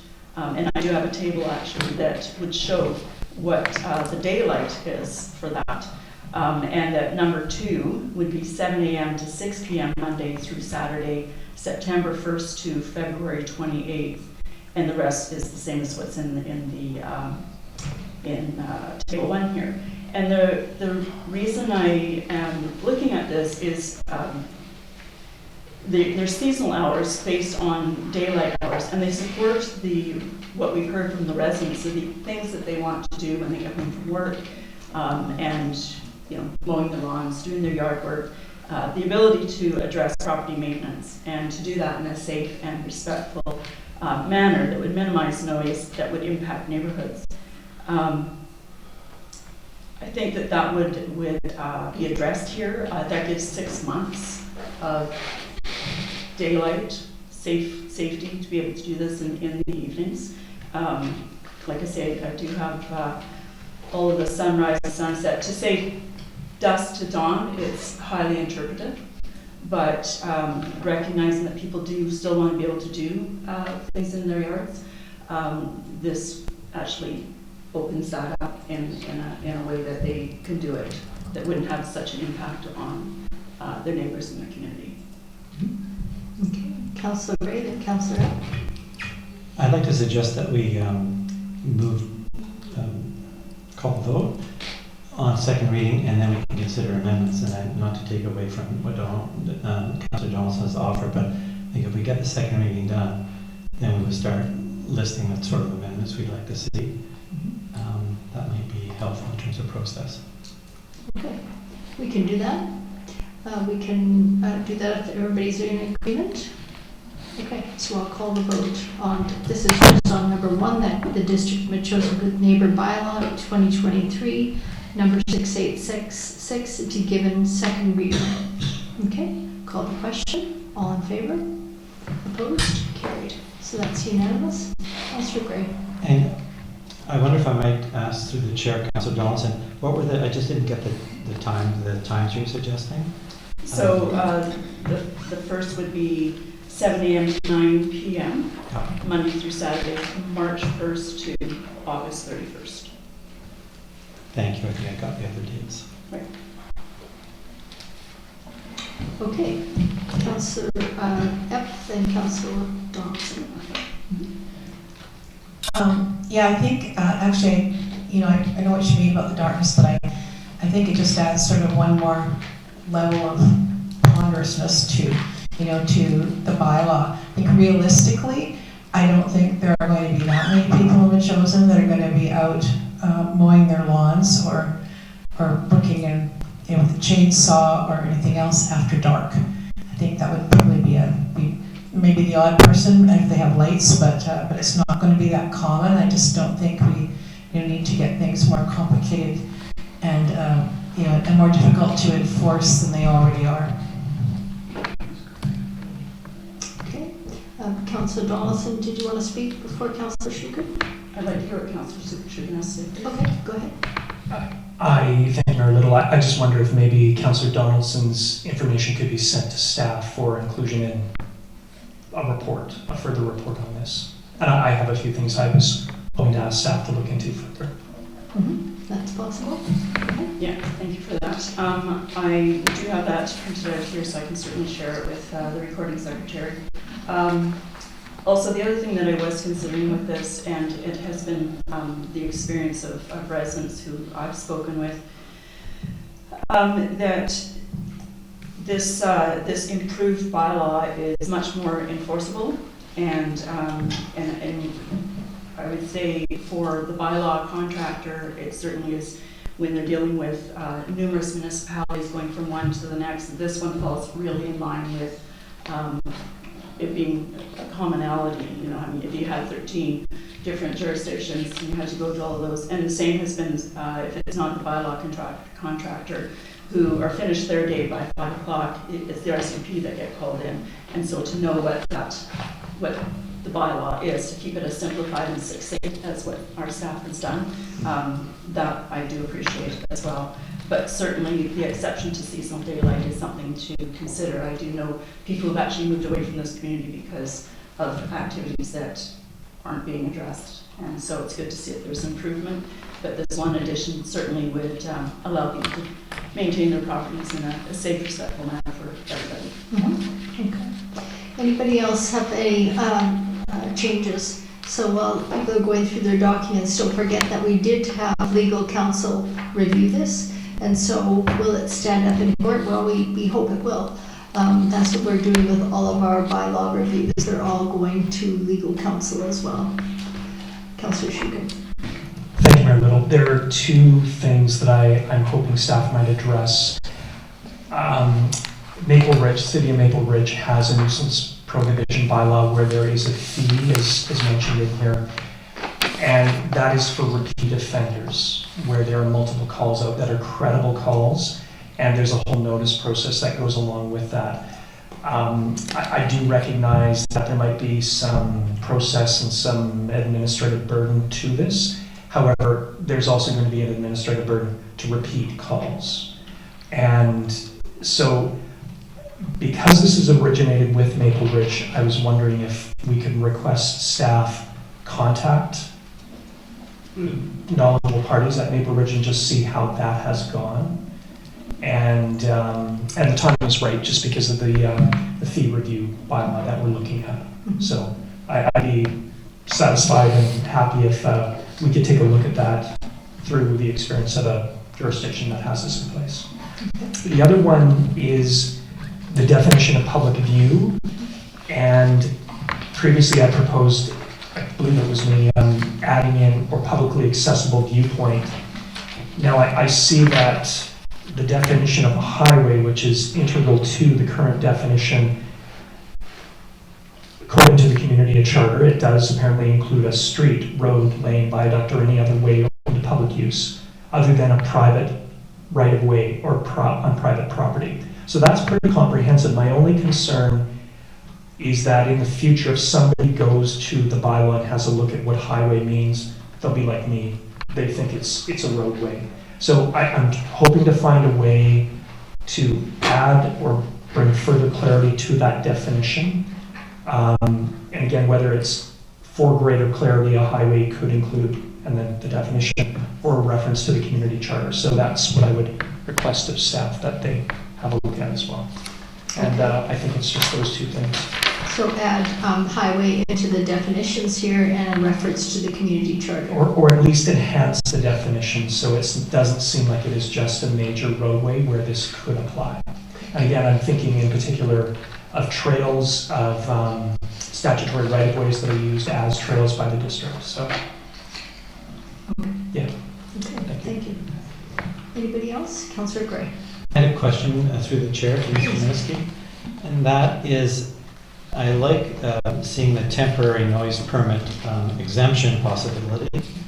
And what I read here is that people can apply, say they've got a job going, can they work later, and it lasts for a period of up to 1 week. Can people apply a second time? Yes. I mean, is it so they can keep doing that, and as long as things are reasonable, we would be approving that? Yes. Thank you. I think that's an important relief. The other question I had was, turning to section 24, the proceedings are brought under the Offence Act, the fine can be up to $50,000, not less than $500. And when I looked at the other bylaws, I'm thinking they're more like $2,000 is the maximum. Is there a reason why it's $50,000? I gather it may have to do with provincial legislation. I'm just not sure. Which page is that? Are you looking at, Councillor Gray? Page 77.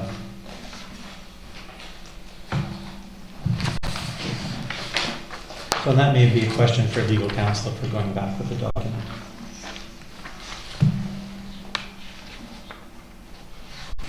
Okay, I will clarify with legal counsel, but just on reading that assumption that it is under it's provision under the Offence Act, but I will clarify with legal counsel. Thank you. Then I had a couple of other points, I suppose. If we are going to be seeking advice, I'd like to follow up with what one of our residents raised about water to accumulate on the property.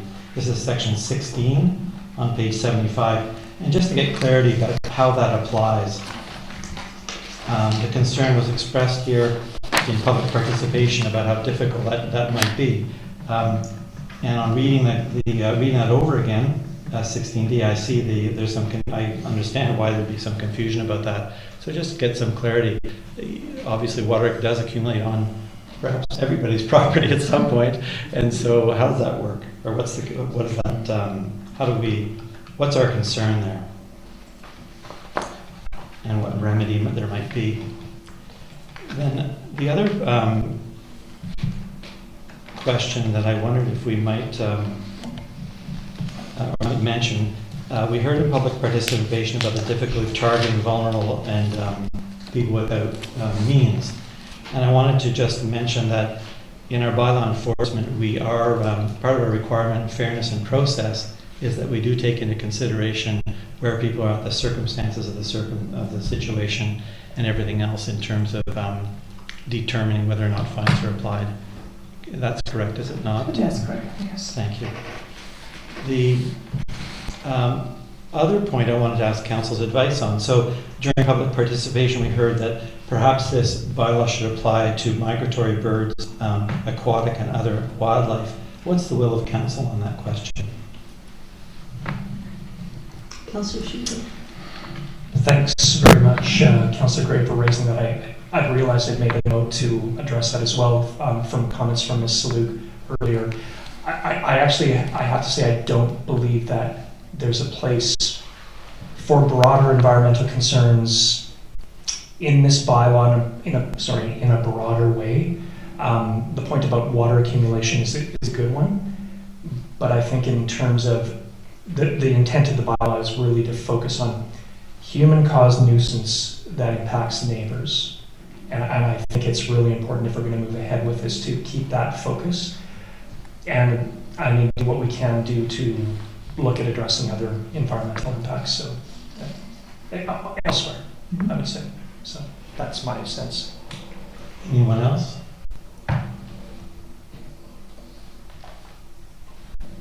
No, I think we should focus on the human aspect of this.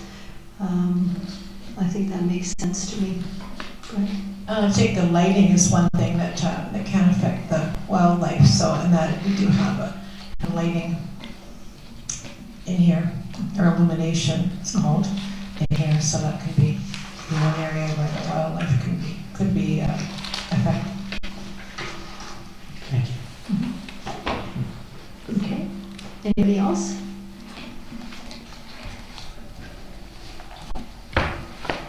Yeah, it's complex as to how far we go with this, and I'm hoping that some of the verbiage in this good neighbor bylaw, which covers several different, we've merged several bylaws, would deal with things like pollution and noise and things that do impact the wildlife. And I'm reminded of recent concerns about fireworks, also a high pollutant noise impact on all sorts of creatures, including humans. But not to dismiss it, I think it's something we need to consider. Maybe it doesn't apply to the good neighbor bylaw, but maybe it fits in something else. I think something that we need to understand more. I would like to understand it better. Fireworks in general.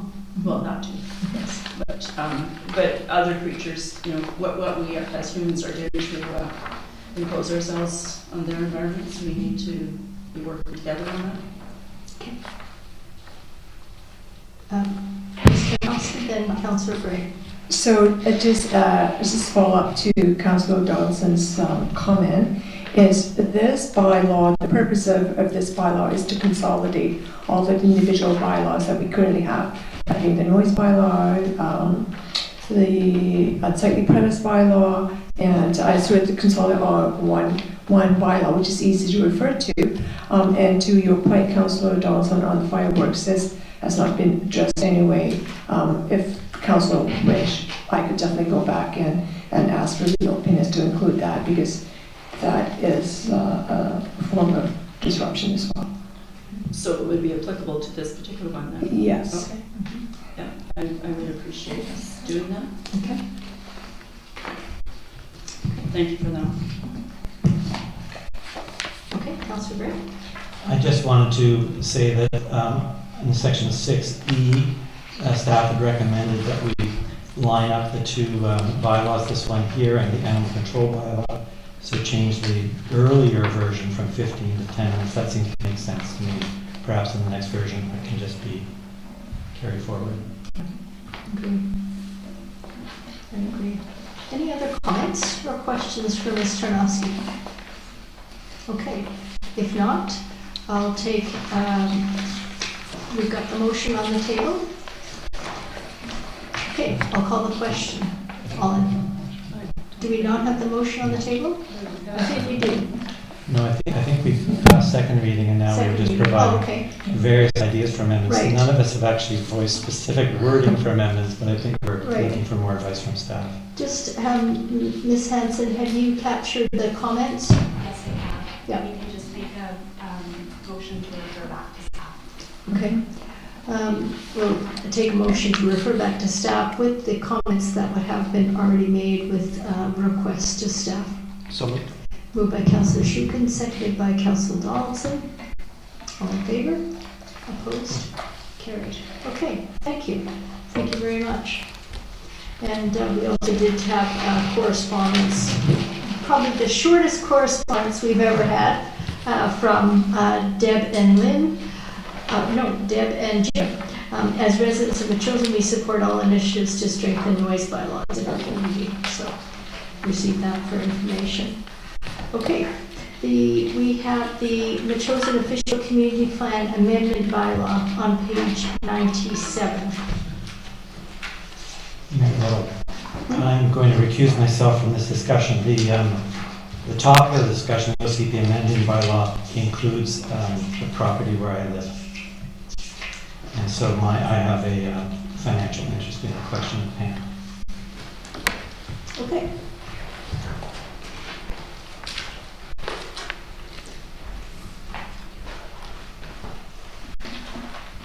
I thought I was done. Not yet. All right. So this is in front of council, is to correct an error that was discovered through one of the rezoning application for a property on Willamette Road. So just a really quick summary back on how this came to be is when the OCP was amended back in 2012, I believe, 2010. It was referred to the ALC for their feedback during the discussion between the staff. So staff of Chosen and staff of ALC.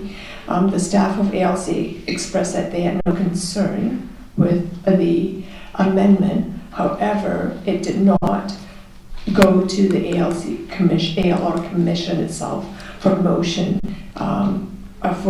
For motion. So this item is really to fix a procedural error. So we're basically saying that we're looking to reset the process and going back again to the ALC for an amendment that was presented to them and the community back in 2010. So that way the amendment is properly endorsed, and then we can move forward with any applications or rezoning going forward. Okay. So does everybody understand? So it's not an error that happened recently. It was just because this an application came forward. They noticed this procedural error, so we have to back up and correct it and then move forward. Okay.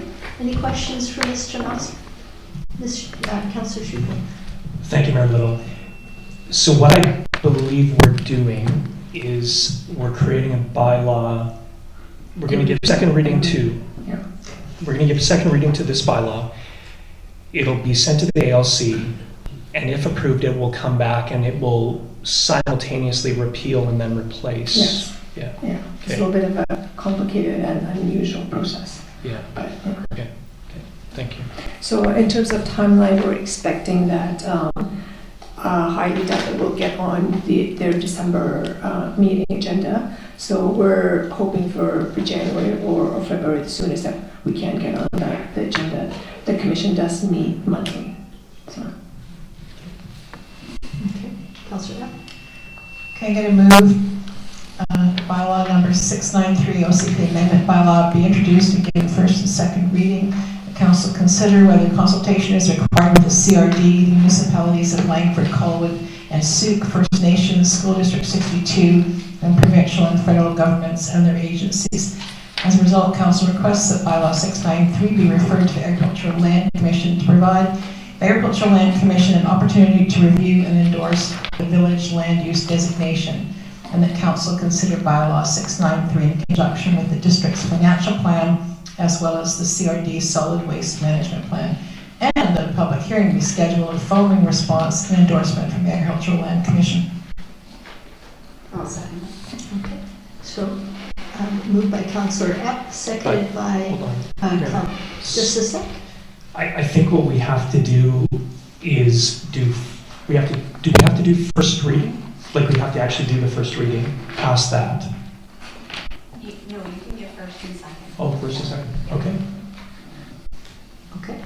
Well said. So this is moved by Councillor Epp, first and second, seconded by Councillor Donaldson. Questions, comments? Okay. So I'll call the question. All in favor? Opposed? Carried. Okay. And that's it for that, right? Yeah. Okay. Good. Right. For sure. I think then we go to the readings after this one. Am I missing something? She's looking for. Oh, I see, I think yeah, gotcha, okay.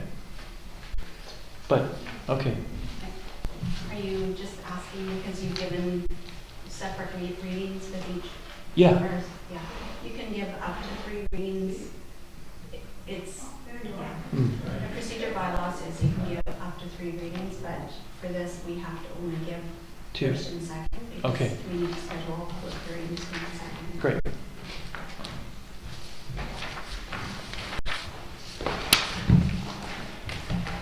Okay, almost finished. On page 113, we have notices of motion from Councillor Gray.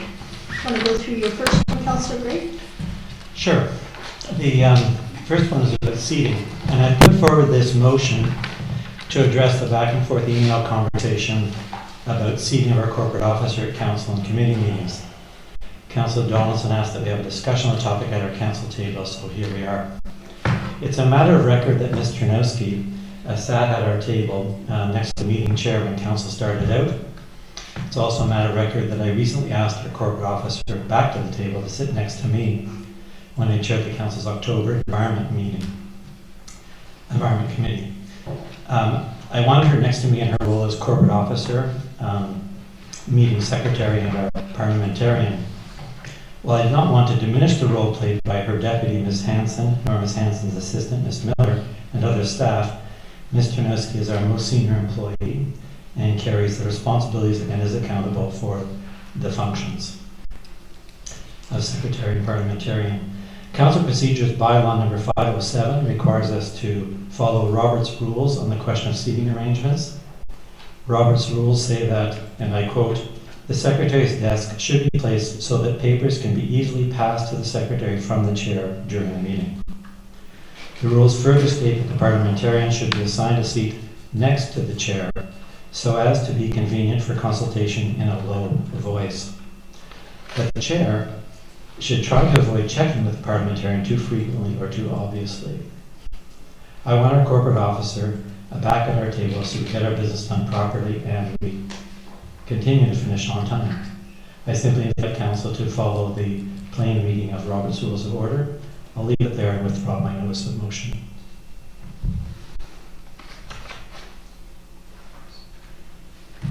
I'm sorry, what did you just do, Councillor Gray? I'm going to withdraw my notice of motion. Great. I think it's covered already. Okay, thank you. Okay. You want to go on to the second one? Certainly. This one is about our website management. And I put forward this notice of motion to confirm that as individual members of Matheson Council will not involve ourselves in everyday operational management decisions of the district. In this case, managing the district website. That's a job for our staff. Not long ago, we got news from Island Health promoting their baby bed program. I made a suggestion to council staff in an email that it would be a good idea to put a link to the program on our website. The program is all about providing a safe place for babies to sleep to avoid preventable and sudden death of healthy infants. When Councillor Dawson objected to the district endorsing the Island Health program and placing a link on our website, Mayor Little, you instructed staff to remove the link. Councillor Dawson asked also that we raise this topic at council, so here we are. There are 2 issues here. First, as a medical doctor and a district councillor, I was sorely disappointed that 2 members of our council would not want to share information from Island Health with our community to support new mothers, young families, and caregivers in preventing infant deaths.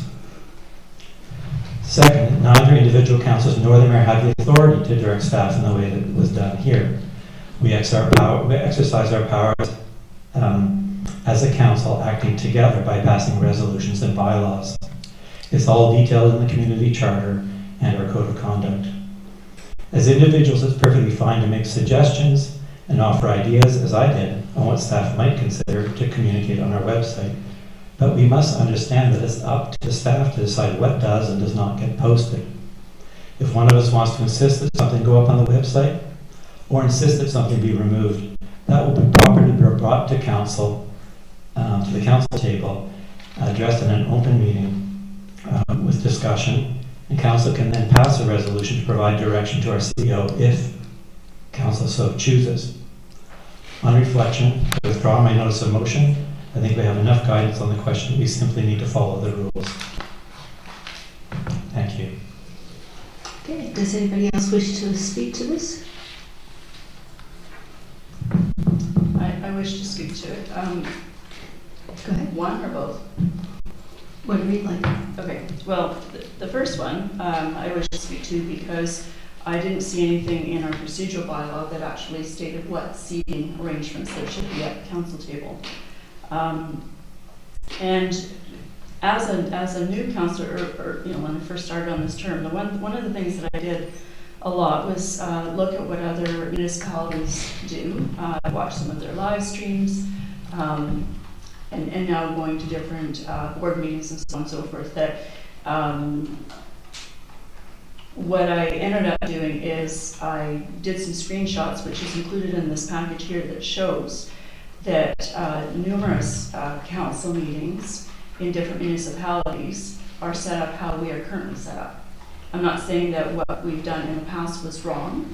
I do believe that staff is involved with the business that we do. However, the business table is the council's table. And providing a mic for our staff would be helpful. Mm-hmm. It's pretty clear in the photographs here of how others have operated. These are large and small communities, and they seem to function quite well.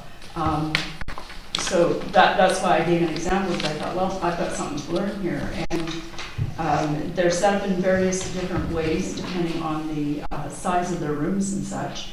But clearly it functions well with having staff in the room with the equipment that they need at their own staff table and us at our own council table. So that is what I'd like to say about that. Regarding the what gets posted on the website and what doesn't, I don't think that we've ever really interfered with staff or the website.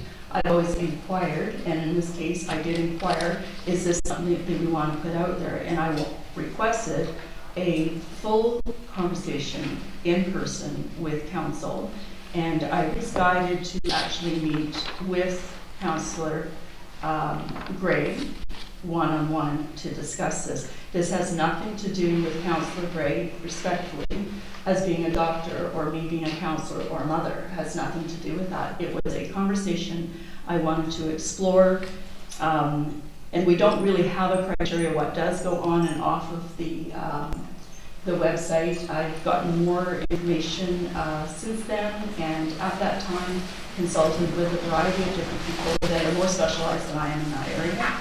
And so that's where that was. It wasn't about it never being on there. It wasn't about not saving babies' lives. I never ever have said that. Or that there was a place or wasn't a place. I was querying the effect or the purpose of the information. That's it. Okay. Anybody else wish to speak to this? Councillor Ebb.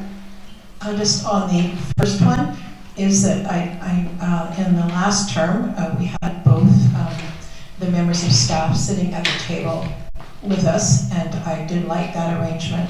I think having them, as Councillor Donaldson mentioned, without mics is just not workable. I think it's very unfortunate, kind of demeaning to have Ms. Ternowski jumping up every few minutes to come to the microphone and then go sit back down every time we ask a question. I mean, I can see, I could go with having them separate if they have the proper equipment, and if they don't have the proper equipment, I think they definitely should be at the table where they can borrow mics or whatever to be heard and at least be more available than being across the room. But I do prefer to have them at the table.